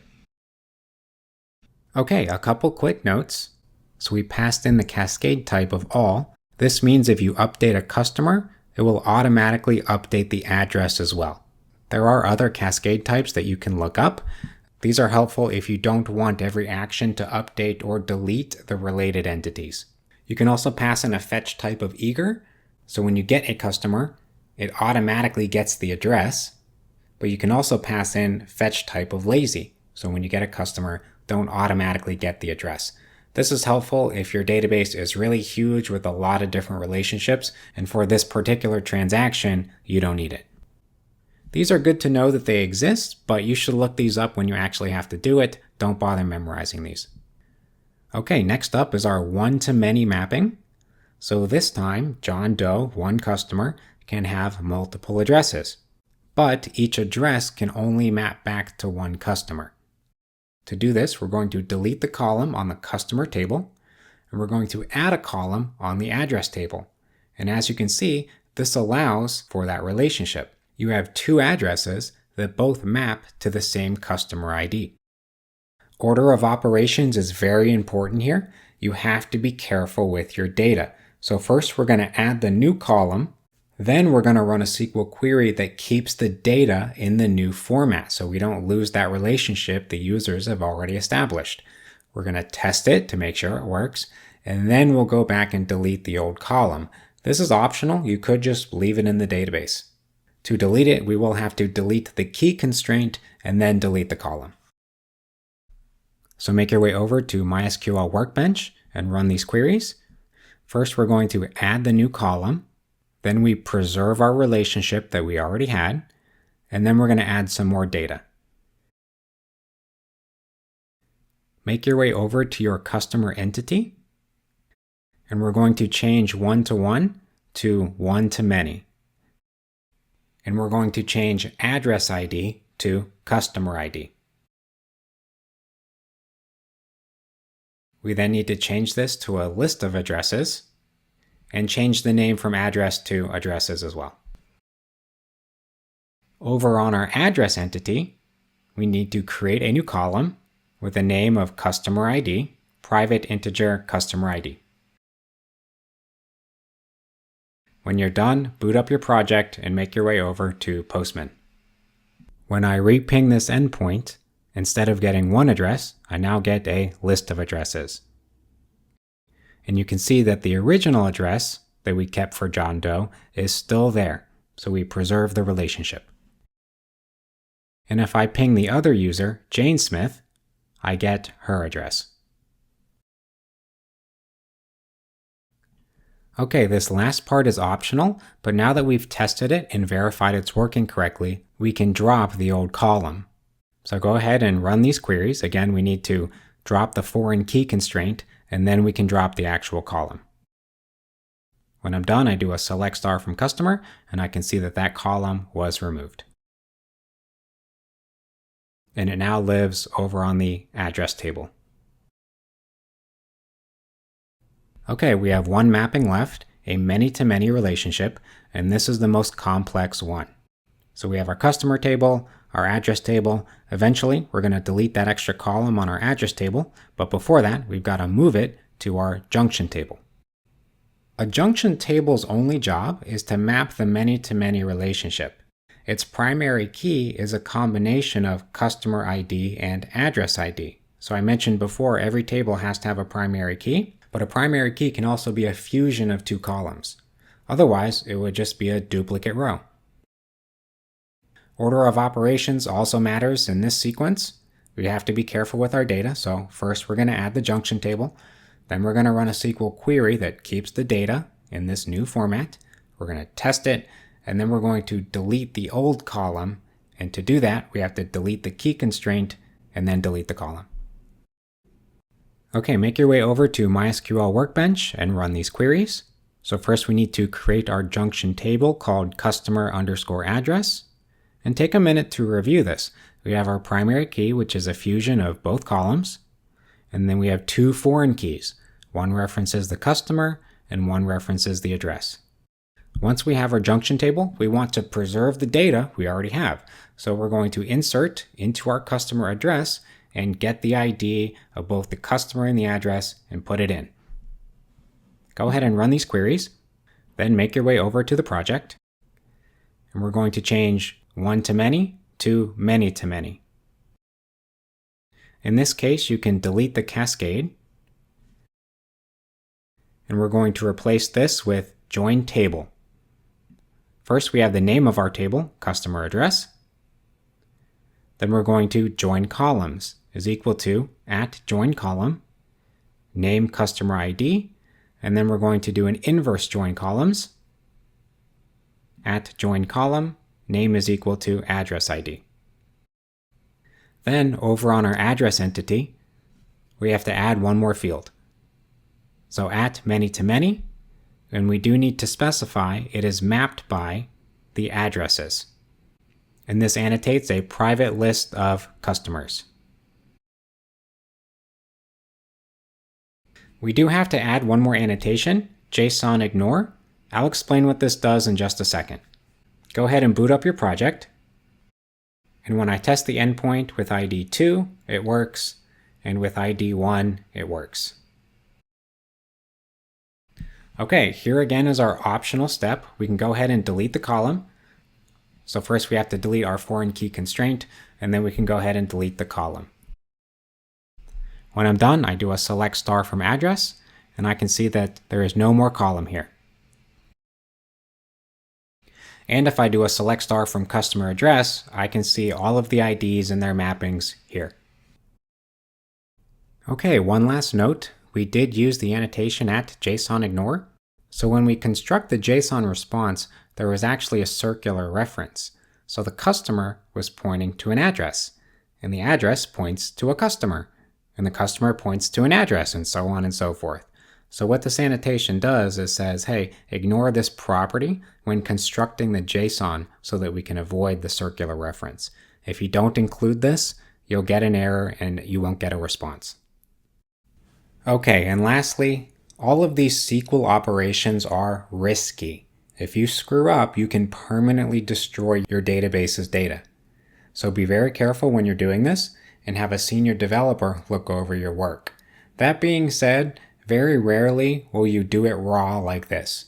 Most of the time, this is going to be handled through a database schema change management tool. One example is Liquibase. Basically, it's just a controlled way to deploy new database schema versions to your environment. So you would put it in a structured format before it would go.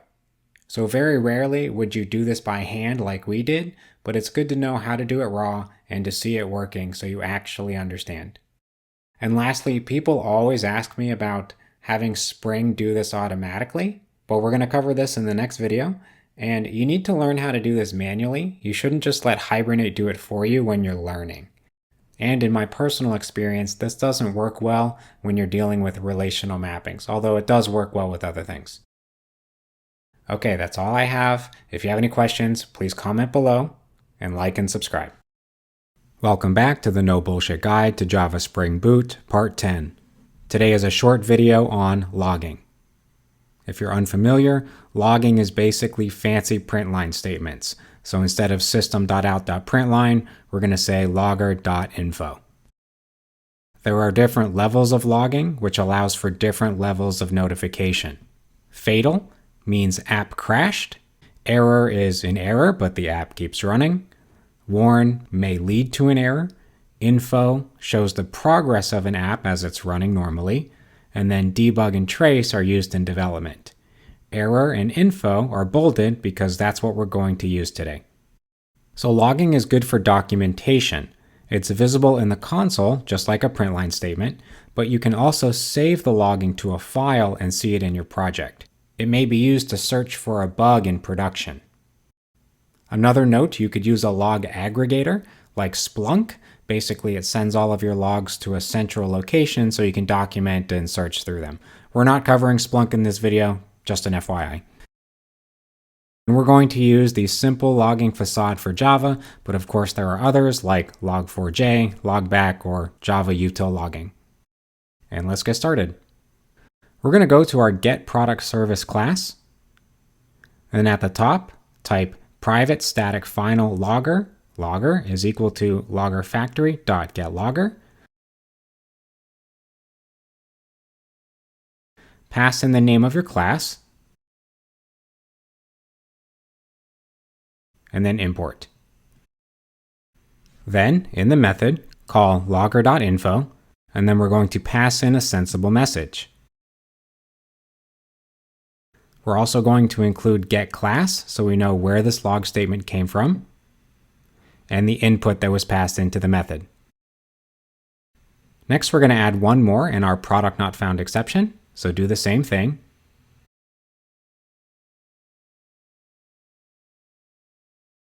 And then call logger.error, because this one's an error.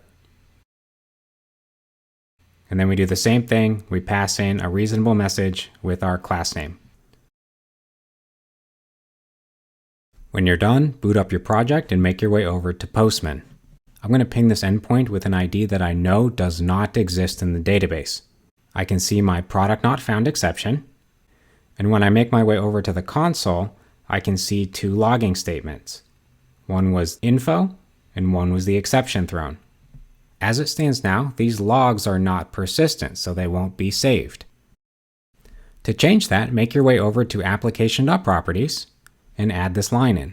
Logging.file, name is equal to, and put in a name for your log file. I'm going to reboot up my project and ping it again. And now when I make my way over to my project, I can see my file. In it, you can see all of the logs that were generated on the boot up of the project. But at the bottom, I can see the two logs that I created, the getProductService and then the product-not-found exception. Okay, that's all we have for logging. My challenge for you is go back through the project and add sensible logging statements. Thank you for watching, and please like and subscribe. Welcome back to the No Bullshit Guide to Java Spring Boot, Part 11. Today we cover caching. So far, everything we've done, the front end made a request to the back end, and then the back end turned around, went to the database, got some data, put it together, and then went back to the front end. This operation is actually very slow. It doesn't feel like it when we're running everything locally, but in real life, this is a very time-intensive operation. Caching is when you move some of the data from the database into memory on the server. Doing this allows the response time to be much quicker. So when should you cache? If your data does not change very often, or many users are trying to get the same data all at once. So for example, Justin Bieber uploads to Instagram and everyone gets the notification to go look at it. When not to cache, when the data needs to be 100% correct and up to date. And if performance isn't an issue, then it might not be worth the time to spend all the developer hours adding it. In this video, we're going to use Spring Boot's default cache annotations and Cache Manager. So we're going to cover enable caching, cacheable, cache evict, cache put, and then eventually we'll make a custom cache configuration. Okay, let's get started. We're going to cache our getProductService endpoint. But before we do that, boot up your project, let's get a baseline. When I ping this endpoint, I can see it takes 261 milliseconds, but this doesn't count. The first time you ping a project in Spring Boot after it boots up, it has to do a bunch of extra stuff. So go ahead and ping it again, and we get 11 milliseconds. Ping it a few more times, we get 12, 13, 12, 10. So we'll call it about 12. Okay, to enable caching in our project, we go to the class that holds our main method and annotate it with enable caching. Then go to our getProductService class, and we're going to annotate the return method with @cacheable. And then we need to pass in a string, which is the name of our cache. I'll name it product cache. Reboot your project. When I ping it again, the first time I get 200 milliseconds, which doesn't count.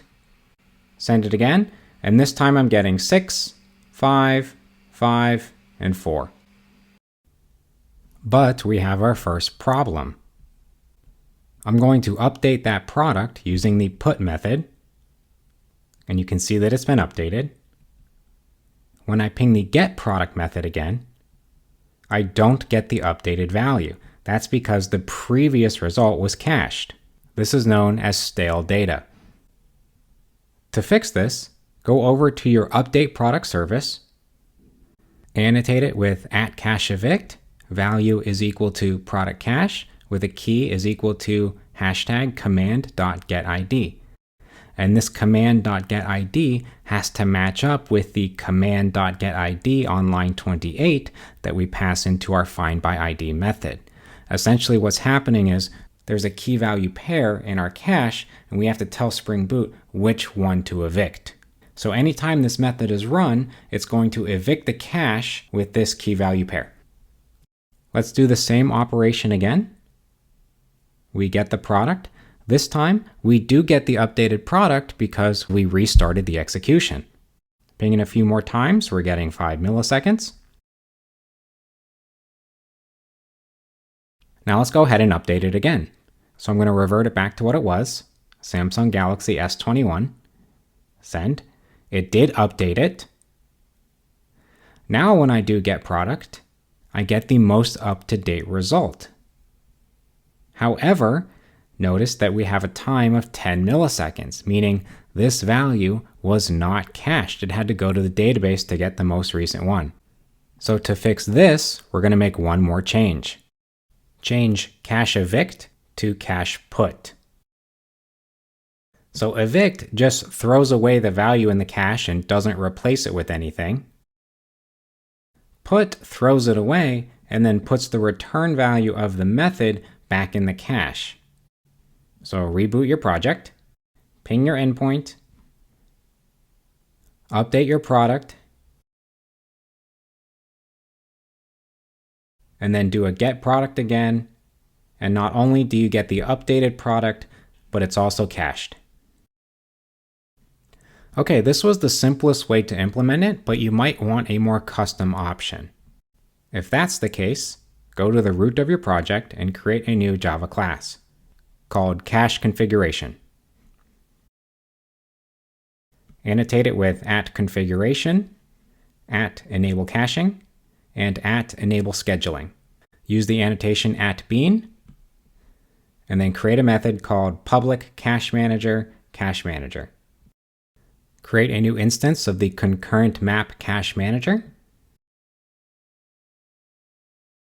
We then have the option to set some custom values.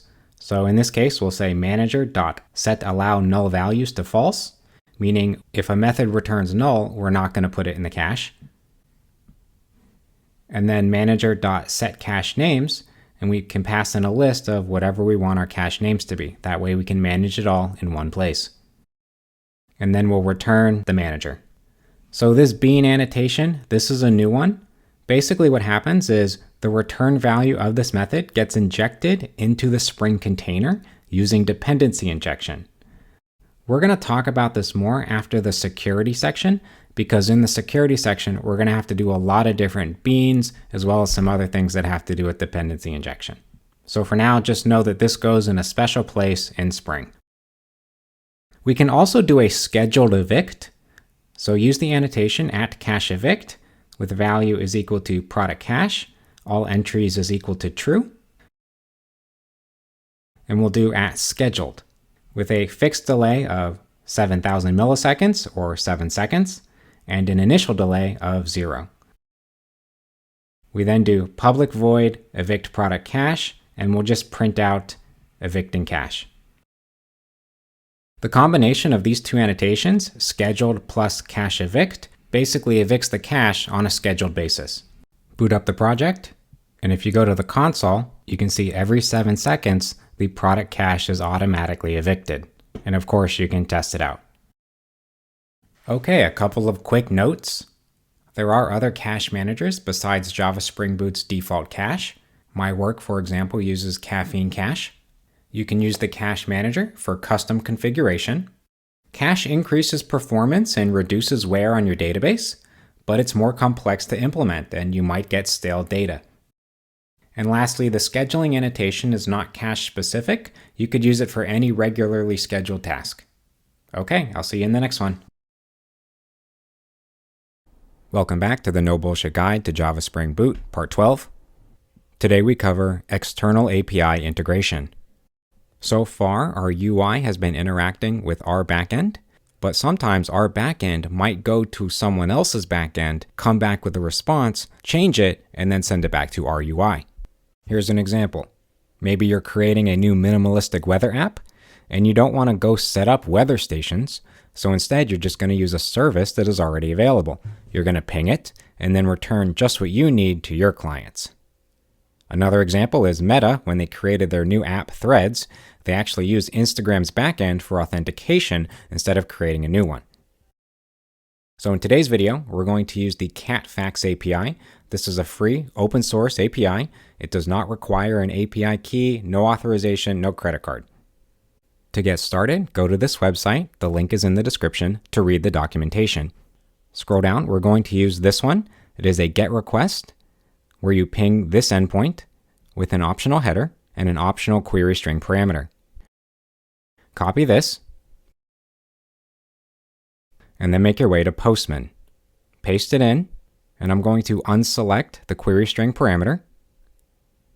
When I click send, I get back a cat fact. It gives me a fact, and then the length of that fact. Notice I get a 200 status, and if I include the max length and put in 40, I only get lengths that are 40 characters or less. So this is the CatFact response, and then we're going to convert it into a CatFact DTO, and this will be our response. To do this, we're going to use REST template. This is just an HTTP client from Spring that allows us to make HTTP requests to other backends. Okay, let's get started. Create a new class called configuration, and then annotate it with @configuration. Use the @bean annotation, and then one method, public REST template, REST template. And inside your method, this is where you would configure your REST template, but for ours, we don't need any options. And friendly reminder, beans get injected into the Spring container, but we're going to cover this in detail when we have our dependency injection discussion. Basically, this gives us access to the REST template that we have configured throughout the application. Next, create a new folder called CatFact. And then we need to create our model classes. New class, CatFact response, annotate it with @data, with a private string of fact and a private int of length. Then a new class, CatFact DTO, annotated with @data and an all-args constructor, and a private string CatFact. Next, create your service class, CatFact service, annotate it with @service. It implements our interface query. Our input is going to be an integer, and our output will be a CatFact DTO. Implement the method. And then we need to inject our REST template. Private final REST template, and then use constructor injection. Next up, CatFact response is equal to REST template.getForObject. The getForObject method is a GET request. Then we pass in the URL, make your way over to Postman, and copy just the base of the URL, and paste it in here. Then we need to tell it what to convert the response to, so it will be a CatFact response.class. Then create your DTO, and pass in the response.getFact. And then we will return a response entity.ok and pass in your CatFact DTO. Lastly, we need to expose an endpoint. So create a CatFact controller annotate it with @restcontroller, and expose a new catfact endpoint. Inject your service.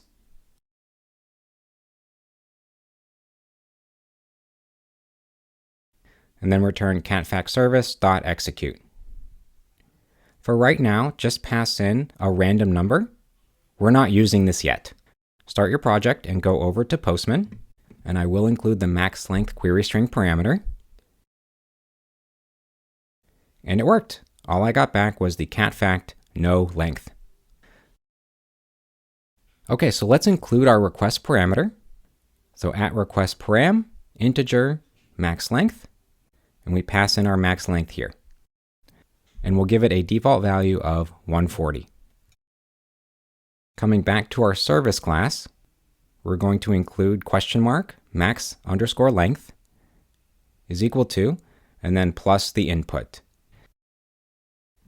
And now it will actually take the query string parameter into consideration. Okay, that was a really easy way to get this started, but let's add some abstraction and complexity. First, take the base of the URL and put it up here. Then we're going to use the URI components builder.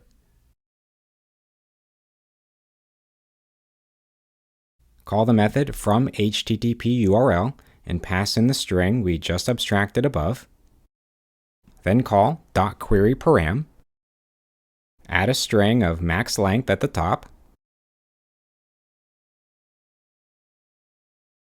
That's your key. And then the value is the input. Then call build. And then .toURI. This sets up our URL with query string parameters. Next up, we do have an optional headers. So HTTP headers is equal to new HTTP headers. And we're going to set accept and application/JSON. You can of course abstract these strings to the top of the class as well. Then to use the headers, we're going to create an HTTP entity of type string where we pass in the headers. Now instead of calling getForObject, we're now going to have a response entity of type catfactResponse, and we're going to use restTemplate.exchange. Then we pass in the URI we just created above, the HTTP method of get, because this is a GET request, the entity, which includes the headers, and then the return type, catfactResponse.class. Delete our old method call, and now in our DTO we need to call response.getBody, then getFact. Essentially, this allows for more customization of your HTTP request, where you can include query parameters, headers, and specify the method. The last thing we want to do is handle a catfact error. So what if the catfact API is down? We want to be able to tell our UI that gracefully. So we're going to create a try-catch and paste all of this code in the try block. For now, we're just going to catch a generic exception, and we'll throw a new runtime exception and pass in catfact's API is down. Of course, this is where you can throw your own custom exception, and we handled that in a previous video. Start up your application, and you can test this error message by turning off your Wi-Fi. When you make your way over to Postman, you then get catfact's API is down. Okay, thank you for watching. Please like and subscribe. Welcome back to the No Bullshit Guide to Java Spring Boot. Today we cover security.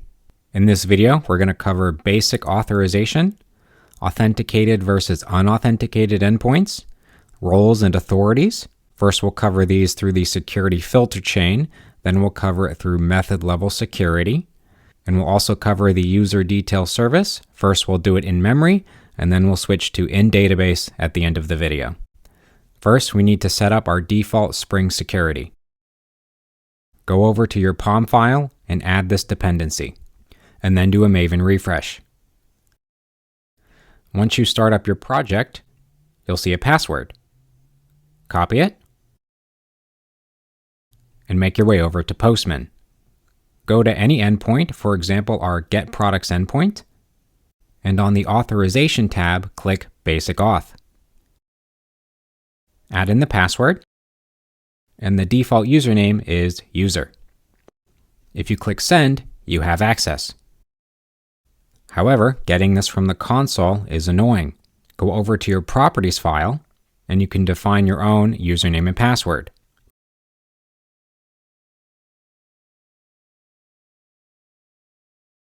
Boot up your project again, and now you can put in your own defined credentials.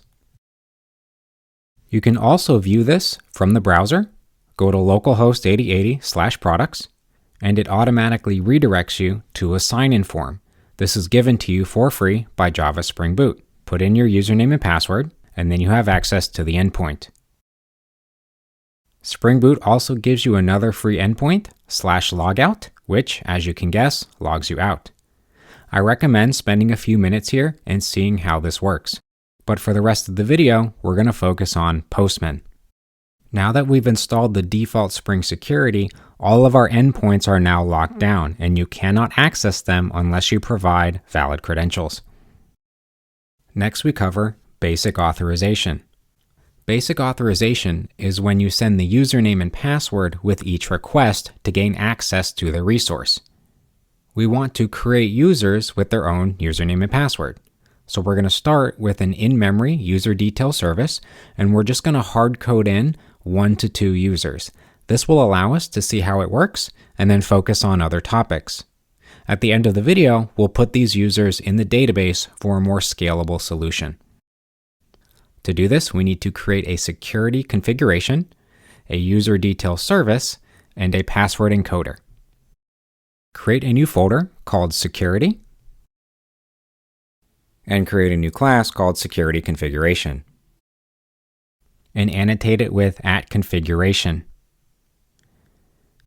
Create a new bean, public user detail service, and we're going to create a new user.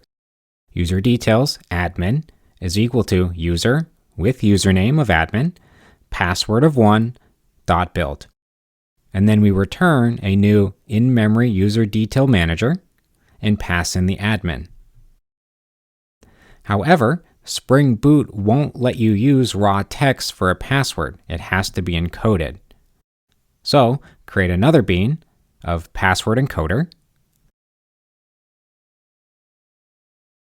and return new bcrypt password encoder.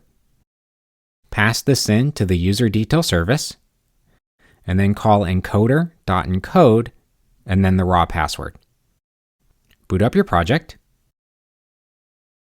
And now when we go over to Postman and try to access a resource, if we pass in our username of admin and our password of 1, you can see we have access. If you try using an invalid password, you'll get a 401 unauthorized. What we just did is called authentication. This is proving who you are. In this case, we used a username and password, but you can also use a JSON web token. We're going to cover that in the next video. For now, we're going to expand authentication by adding an authenticated endpoint, which is one where you have to provide credentials to access, and an unauthenticated endpoint, one where you don't need to provide credentials. Think of Amazon as an example. You can still browse products even if you're not logged in, but you can't purchase a product until you are. The way this works is through the security filter chain. When an HTTP request comes in, normally it would just go straight to an unauthenticated endpoint. But if the endpoint does have that level of security, it then has to pass through a bunch of filters. And this is the security filter chain. We're going to cover one of them right now. Create a new controller class and annotate it with REST controller, and expose 2 endpoints, 1/open and 1/closed. And just return strings. Go to your security configuration file and create a new bean. Public security filter chain, pass in HTTP security, and return HTTP security.authorize requests, and then use a Lambda function. We're then going to authorize.requestMatchers/open, and we're going to permit all. This allows all requests to come through regardless of authentication. And then we'll do another one, authorize.requestMatchers/closed, and we're going to say .authenticated. This one is only available if you provide valid username and password. At the end, we do have to specify that we are using basic authorization, so .http basic, customizer with defaults. And at the end, .build. I created 2 new endpoints in Postman. If I ping the /open, I have access. If I ping /closed, I do not. But if I add in the authorization, I then have access. FYI, the previous implementation only works with GET requests. It does not work with POST, PUT, or DELETE. To get those to work, we will need to disable cross-site request forgery. This is because GET is simply looking at a resource while the others mutate the underlying data, so there's an extra level of security. My recommendation for you is to look up cross-site request forgery to see why and how this works. To demonstrate this, I'm going to say authorize.requestMatchers with an HTTP method of post and /product, which is an endpoint we already defined, and I will say .authenticated. When I ping this endpoint, even though I put in a valid username and password, I still don't have access to the resource. To change this, I can disable CSRF. So .csrf, and then use a Lambda function, csrf.disable.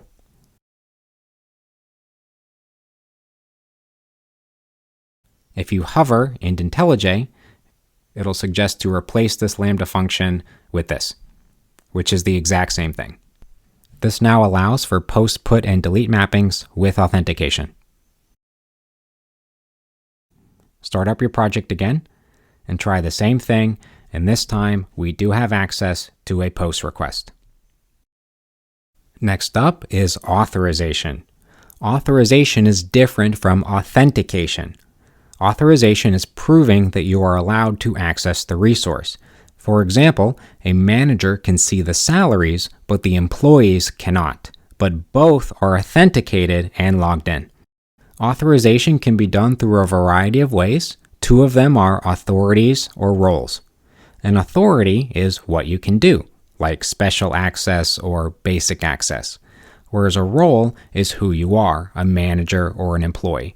They work in the same way in Spring Boot, they're just 2 different ways of setting up your system.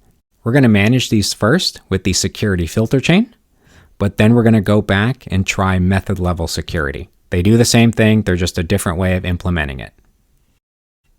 Go back to your security controller and expose 2 more endpoints, /special and /basic. Come back to your user detail service and we're going to add 1 more user. So user details user is equal to user with username of user, and then our password of 2, which is encoded. And then don't forget to pass that user into the in-memory user detail manager. Then we're going to add authorities to the admin user of basic and special, whereas the user only gets the authority of basic. Coming down to our security filter chain, we'll then create a new request matcher, HTTP method of GET.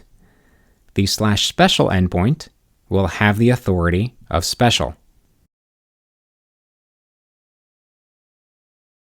whereas the basic endpoint will have the authority of special and basic.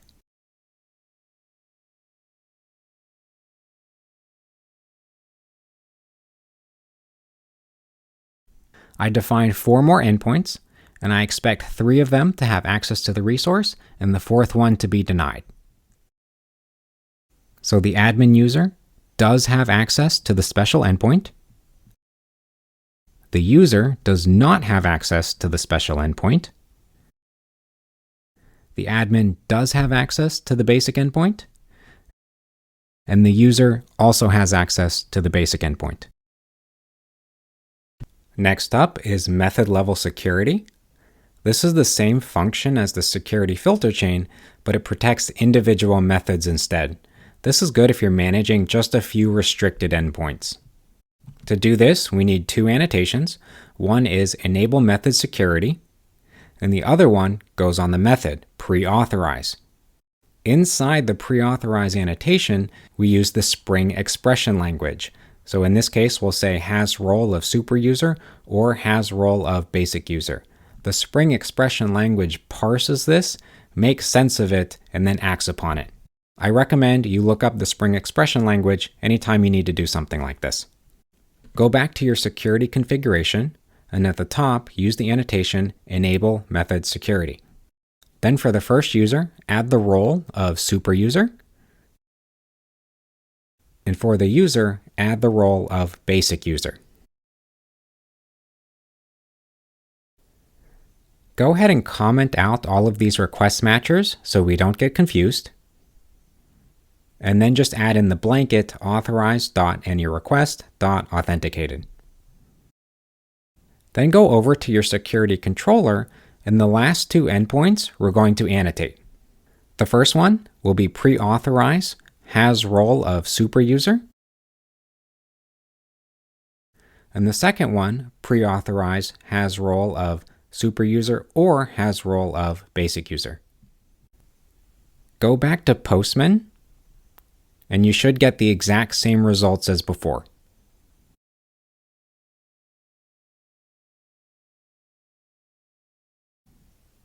Okay, we're in the home stretch. So we have been using the user detail service in memory, but now we want to add them to the database. So we're going to start off with the easy stuff. We need to create our SQL table, our entity class, and repository. We need to expose an endpoint for create user with a controller and a service, and then we need to delete our in-memory user detail service. That's not all, that's just phase 1. So run the SQL query. Create a new entity class and give it the proper annotations.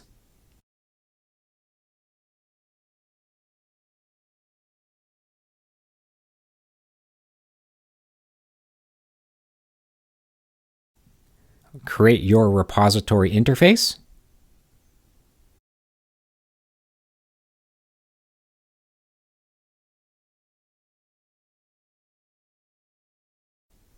Create your new controller. One thing different about this one is you will need to pass in the password encoder.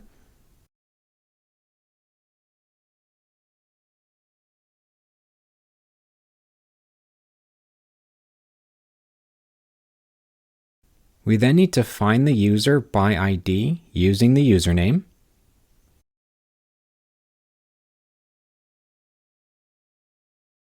And if the user is not present, we're going to save the new user. But for the password, make sure to encode it before saving. If we save, return success. If we don't, return failure.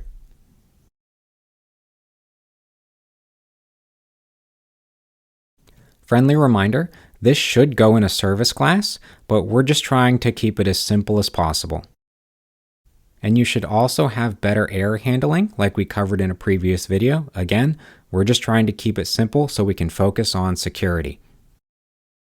Go back to your security configuration and you can delete the user detail service. And while we're here, go ahead and simplify your security filter chain.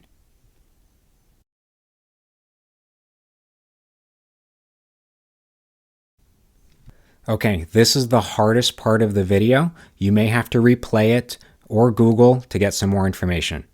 This is the basic Spring security flow. An HTTP request comes in. It then goes through the security filter chain.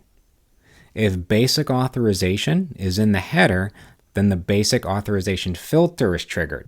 The basic auth filter then calls the authentication manager. The authentication manager then calls the user detail service.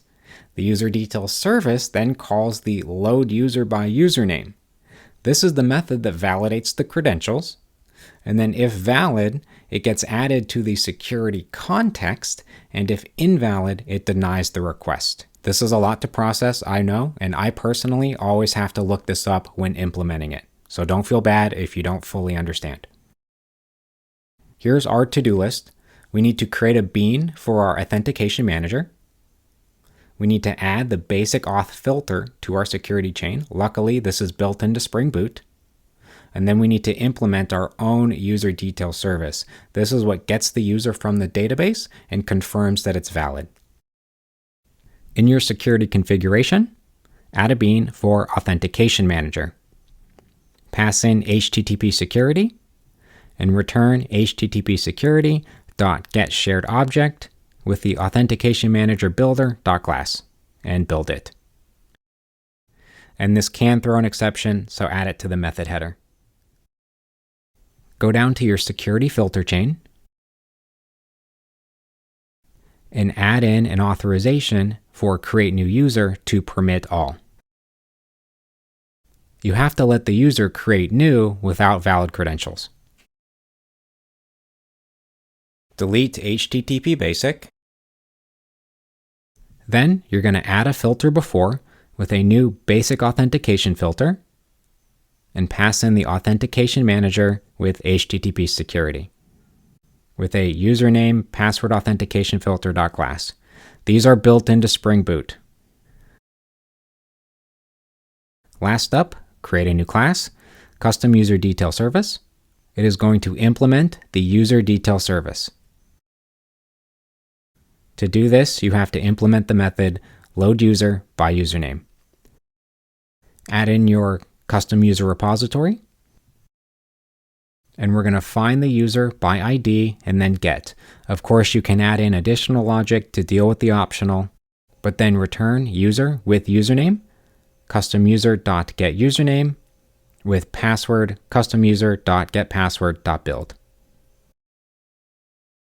FYI, this is where you would add roles and authorities. Perhaps those are in the same table, or maybe those are in a separate table that you have to join. And you can of course do that with relational mappings that we covered in a previous video. When you're done, boot up your project. Then go to your create new user endpoint and do a post call with a username of admin and a password of 1. You should get a success message back. And I like to check the database. Do a select star from custom user and you'll see the encoded password. So you should not be saving passwords in plain text, they should be encoded. Now if you try to access an authenticated endpoint, you can pass in the username and password, and you have access. Okay, I know that was a lot to process, but if you have any questions, please leave them in the comments below. In the meantime, please like and subscribe, and the next video will be focused on JSON Web Tokens. Welcome back to the No Bullshit Guide to Java Spring Boot, Part 14. Today we cover JSON Web Tokens. This is an alternative to basic authorization. FYI, this video is dependent on the previous video. We're not going to cover everything again, and I expect you to already understand JSON Web Tokens. If you don't, you can visit WebDev Simplify's video. He does a great job explaining it. And you can visit JWT.io, which also explains JSON Web Tokens. This video will focus on implementing JSON Web Tokens with our application. We need to create a post login endpoint that will generate and send back a JSON Web Token. And then we need to add a filter that goes in front of all of the endpoints. And that filter will require a valid JSON Web Token and will either allow or deny access. Start by going to your POM file and installing these dependencies. Then do a Maven refresh. Create a new folder in the security package called JWT. Then create a new Java class called JWTUtil. Create a new static method that returns a string called generateToken. Pass in a user. Make sure to select Spring Securities user. Return jwts.builder.subject user.getUsername, expiration, new date, system.currentTime milliseconds, plus 300,000, this is 5 minutes, dot sign with, get signing key, which is a method we will have to generate, dot compact. Generate your signing key method, but you do have to change key to secret key. We need a byte array called keybytes is equal to decoders.base64.decode. And this is where you plug in your secret key. Make sure it's long enough. Then return keys.hmac_shakey4 and pass in your keybytes. We need another method, public static claims get claims, and pass in the string token. Return jwts.parser.verify with, call the get signing key method we just created, .build, then .parse signed claims, pass in the token, and get payload. Create another method that returns a boolean is token valid, pass in the token, and return not is expired, and pass in the token. Generate your method. And you can add more validation here. We're just going to do a single one is expired. Is expired will return get claims, pass in the token, get expiration, and then compare it to before new date. And that's all we need for JWTUtil. Next up, create a new Java class called LoginController, annotate it with @RESTController. We need an authentication manager, which we pass in using constructor injection. Expose a new endpoint, a post mapping /login, and it will return a response entity of type string. And pass in @requestBody, custom user, user.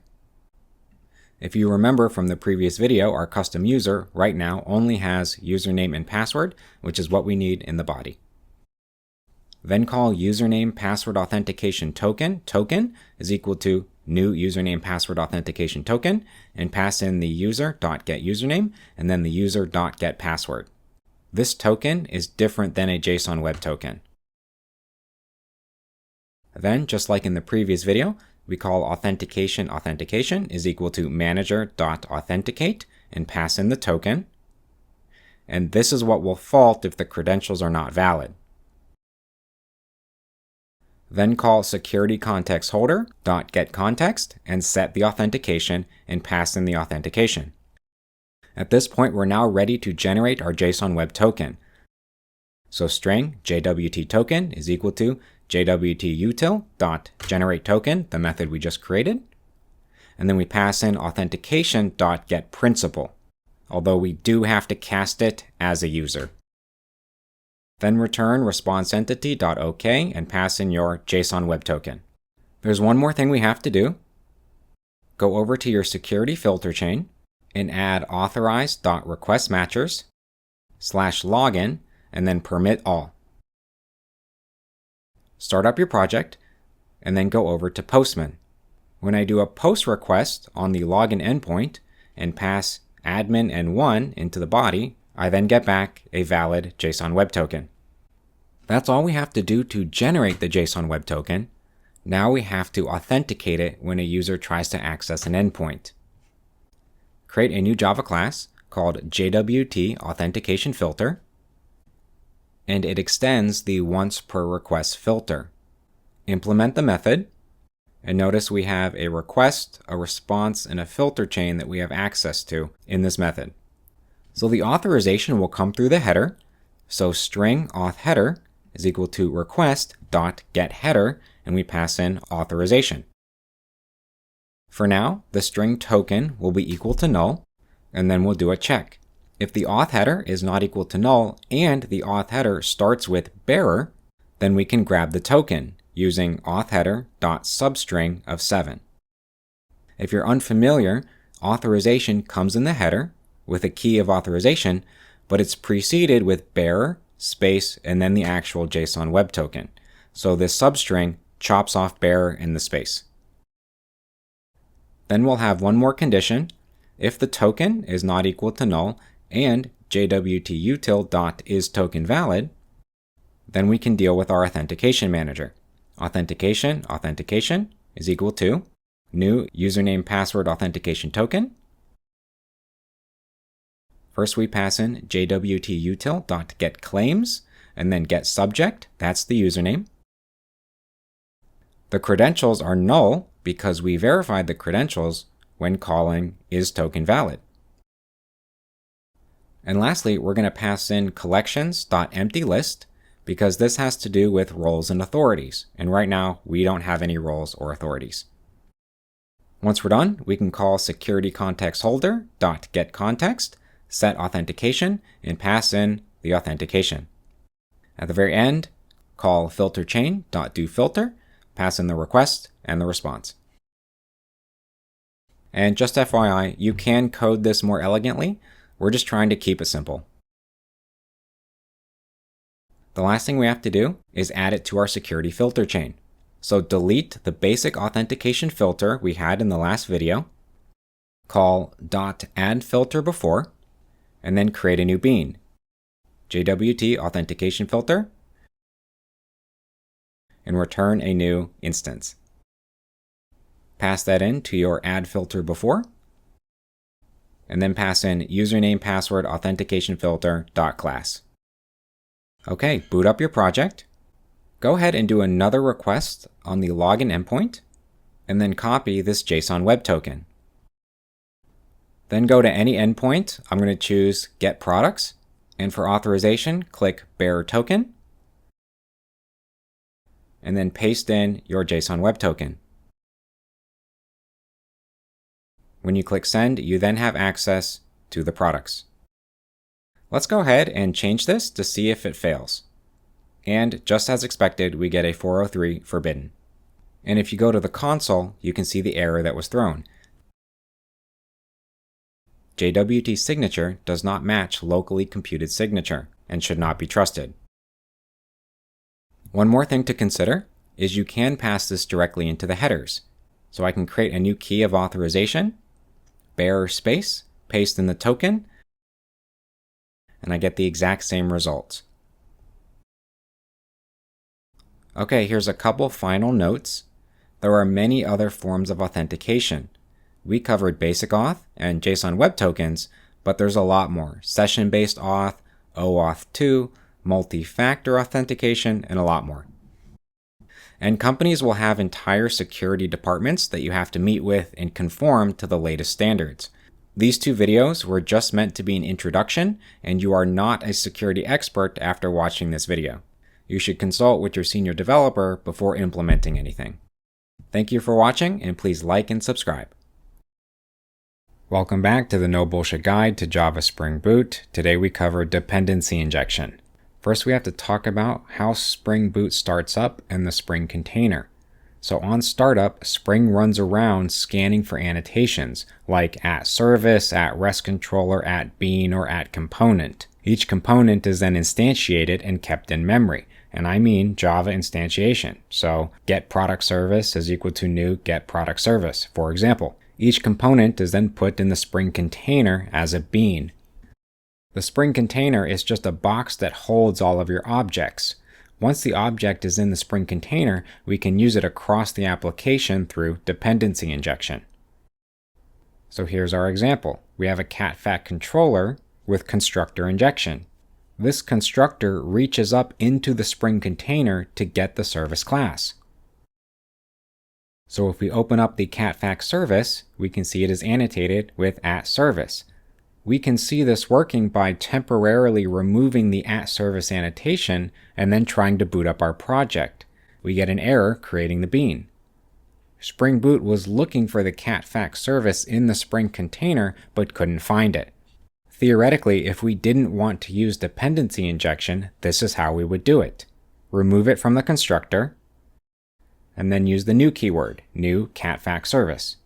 Now this won't technically compile because the catfact service constructor is also relying on something, but you get my point. Dependency injection means we don't have to use the new keyword, and Spring manages the instantiation of objects. So why should you use dependency injection? There's a lot of reasons, but two of them are you only want one instance of your object. This is called a singleton. This means it's more memory and CPU efficient. Instead of having 20 or 30 instances of the catfact service, there's only one. Also, it allows you to set up your object properties once and then set it for the entire app. There is a distinct difference between bean and component. At bean must create a new instance, then Spring puts it in the container. So if you notice, we did have to use the new keyword when we create a bean, and then return it. Whatever the return value is, that's what Spring puts in the container. A component, on the other hand, doesn't require a new instance. Spring automatically puts it in the container. And this might be confusing with this example because this interface is at repository, not at component. Well, if you hover and then command click on Mac or control click on Windows, you can see that repository is actually an amalgamation of many different annotations, including at component. So this technically is a component. Another example is at rest controller. It has the annotation controller, and then controller has the annotation at component. And lastly, you might hear something called IOC, or inversion of control. Essentially, we're inverting the control of instantiating objects. So instead of us doing it, we're giving that responsibility to Spring. And technically speaking, all it means is we don't use the new keyword. That's the basics of dependency injection. Please like and subscribe. Welcome back to the No Bullshit Guide to Java Spring Boot, Part 16. Today we cover the Actuator. The Actuator allows you to monitor the health and status of your application during runtime. It's basically a control panel. You can see the endpoints defined, beans in the Spring container, metrics, and more. Add this to your POM file, and then do a Maven refresh. Then make your way over to your properties file and paste this in. Every one of these comma-separated values is an endpoint, mappings, info, health, etc. I'm going to temporarily comment out this part of my security filter chain and just add in authorize any requests.permit all, just so we can see it working. If you do not have Spring Security enabled, you can skip this step. In a production environment, you do want this to be authenticated to prevent unauthorized usage. In Postman, do a GET request on localhost 8080/actuator/mappings, and you can see all of the endpoints we have exposed. For example, /products. You can also do /actuator/beans to see all of the beans in your Spring container. For example, here's our REST template. The goal of this video is to just let you know that the Actuator exists so that you can Google it if you need to use it in the future. Thank you for watching. Please like and subscribe. Welcome back to the No Bullshit Guide to Java Spring Boot, Part 17. Today we cover transactions in the transactional annotation. Our example today is a bank account. Imagine you have two users, Peach and Barry. They both start with $100. Barry then sends Peach $10, and at the end of the transaction, Peach has $110 and Barry has $90. This works great under normal circumstances, but if one user tries to send more money than they have, then Peach will end up with $1,100, but Barry's transaction will fail. We have to be very careful with this transaction, otherwise we could accidentally generate new money. So transactions are all or nothing. If one part fails, you have to roll it all back, like it never happened. So the transactional annotation does many things. It will automatically roll back if a runtime exception is thrown, or any class extending the runtime exception, and it will automatically commit to the database at the end of the method, so you don't have to call repository.save. First up, if you do have Spring Security enabled, I went ahead and commented out the request matchers on our security filter chain, and added in authorize any requests, permit all. If you do not have Spring Security enabled, you can skip this step. Go to MySQL Workbench and run these 3 queries to generate our table and add in some data. Then create your matching entity class.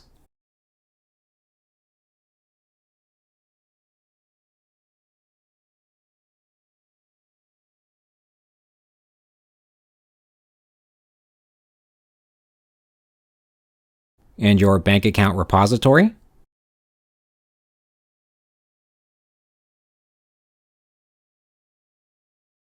Your bank controller with a post mapping /transfer that takes in a request body of a transfer DTO, and then create your transfer DTO.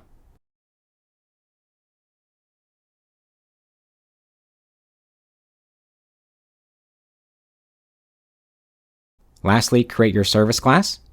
And right now, we will not annotate it with @transactional. We're going to do that last.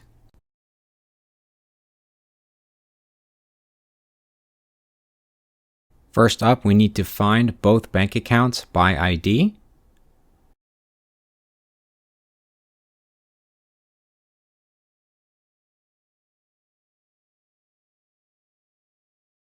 And then if either one is empty, we'll throw a new runtime exception. Friendly reminder, this can be a custom exception. We're just keeping it simple. Then we get both bank accounts from the optional. We then need to add and deduct. So let's create a method, deduct, pass in your bank account and the amount. And if the bank account balance is less than the amount, then we'll throw a new runtime exception. After that, we can deduct the amount. Create another method, add, pass in the bank account and the amount. And we'll just go ahead and increment the balance. Call the methods and pass in your parameters.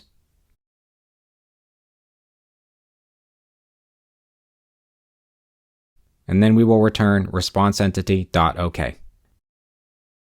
At this point in the code, we have added new money to the add account, but we haven't checked to see if the from account has enough. So let's do a print line statement and print out bank account repository.findById to.getName. The reason we're doing this is we're checking the actual database. What's the state in MySQL, not in memory? And FYI, this would be better as a logging statement, but again, we're just keeping it simple. And notice we never called repository.save. We're going to rely on the transactional annotation to handle that for us.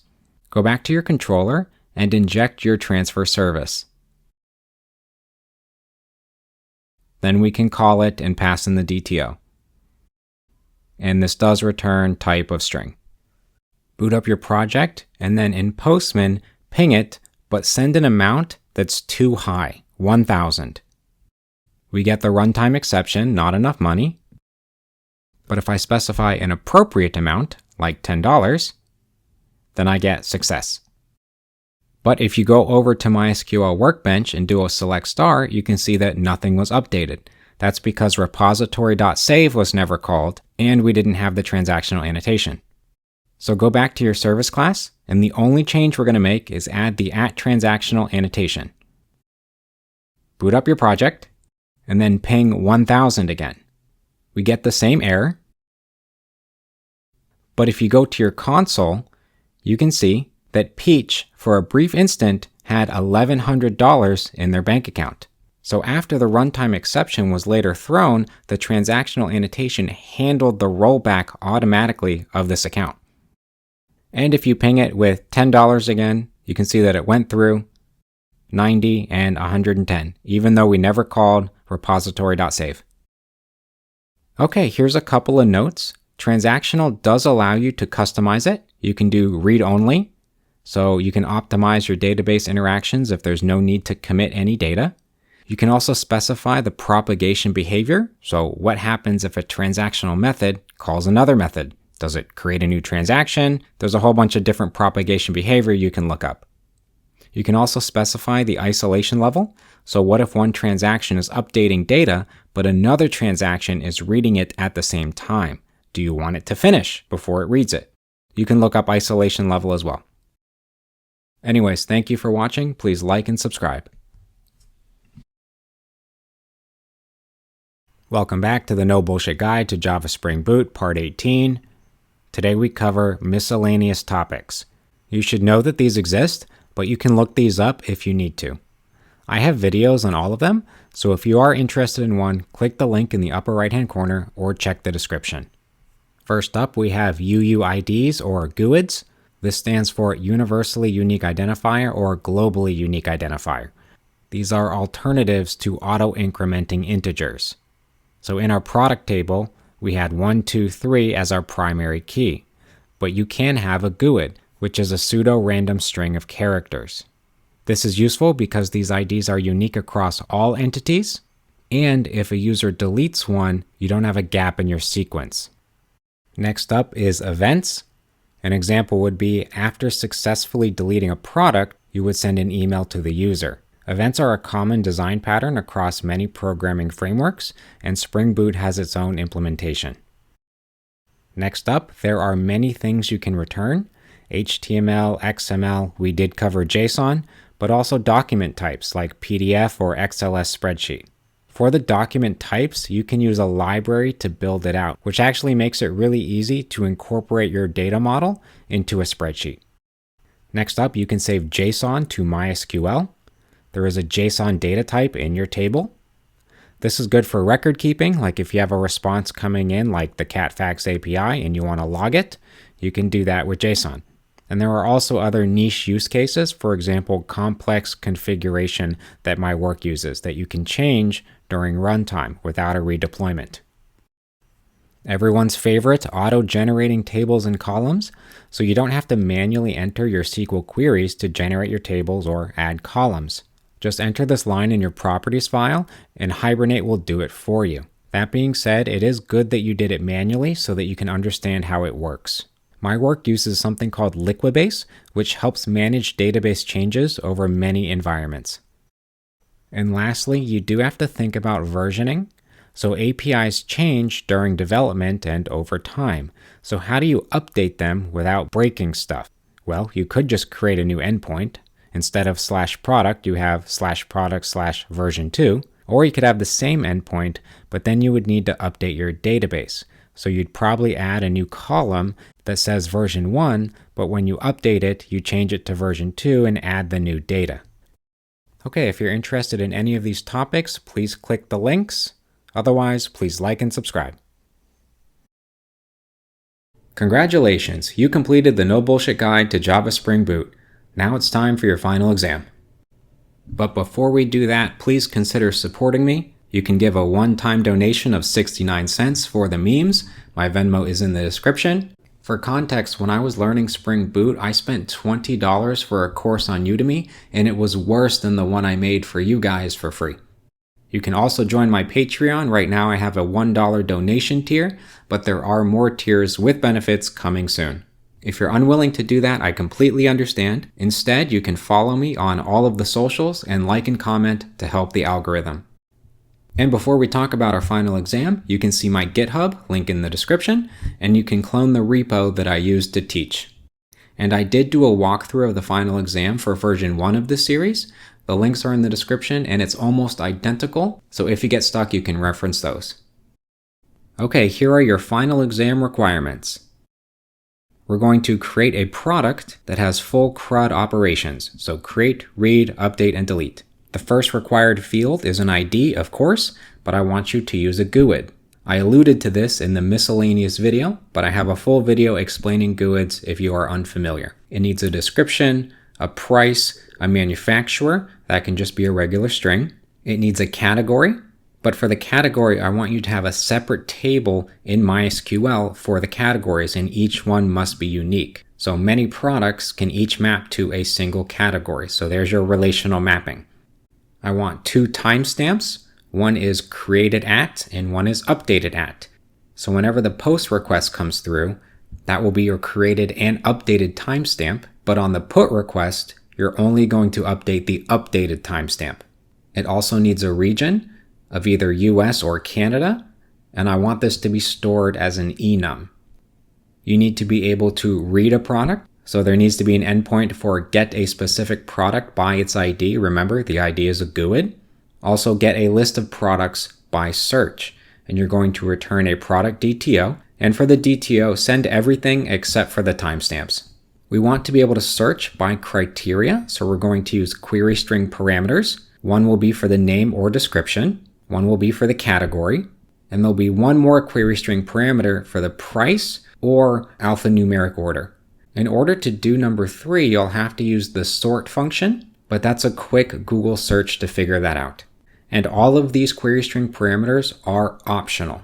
And lastly, I want you to limit it to the first 10 results. Again, that's another quick Google search. We expect a lot of products to be in here, and this is a pretty common requirement for the business. And when you're all done, go ahead and cache your get products for performance and store it for 5 minutes. We want 2 more endpoints, one for create and one for update. You need a product validator class, and you're going to use that on both endpoints. And you need good exception handling to send back good error messages to the UI. And you can use Spring Boot's default error messaging, or you can use your own custom response, whatever you want. And here we are going to do some external API integration. So the business says they want no profanity in their name or description.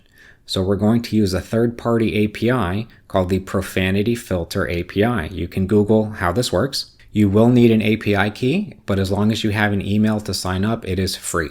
And you want to send a message back to the UI if the profanity is present. So basically what happens here is whenever the user sends a create or an update request, you then need to call an external API, check to make sure it has no profanity, and if that's good, then you can save it to the database. You also want to be able to delete a product by its ID. For logging, go ahead and add logging to each endpoint, each exception, each logical flow for the application. Testing. The business wants thorough testing. So essentially what that means is you're going to have a unit test for each logical flow of the application. Try out TDD, or test-driven development.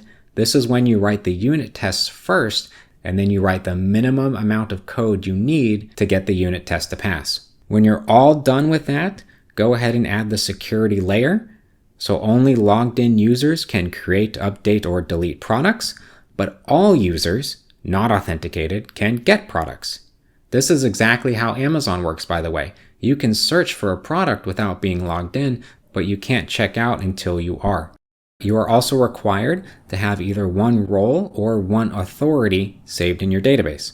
So only the super user can delete products, but any authenticated user can create or update a product.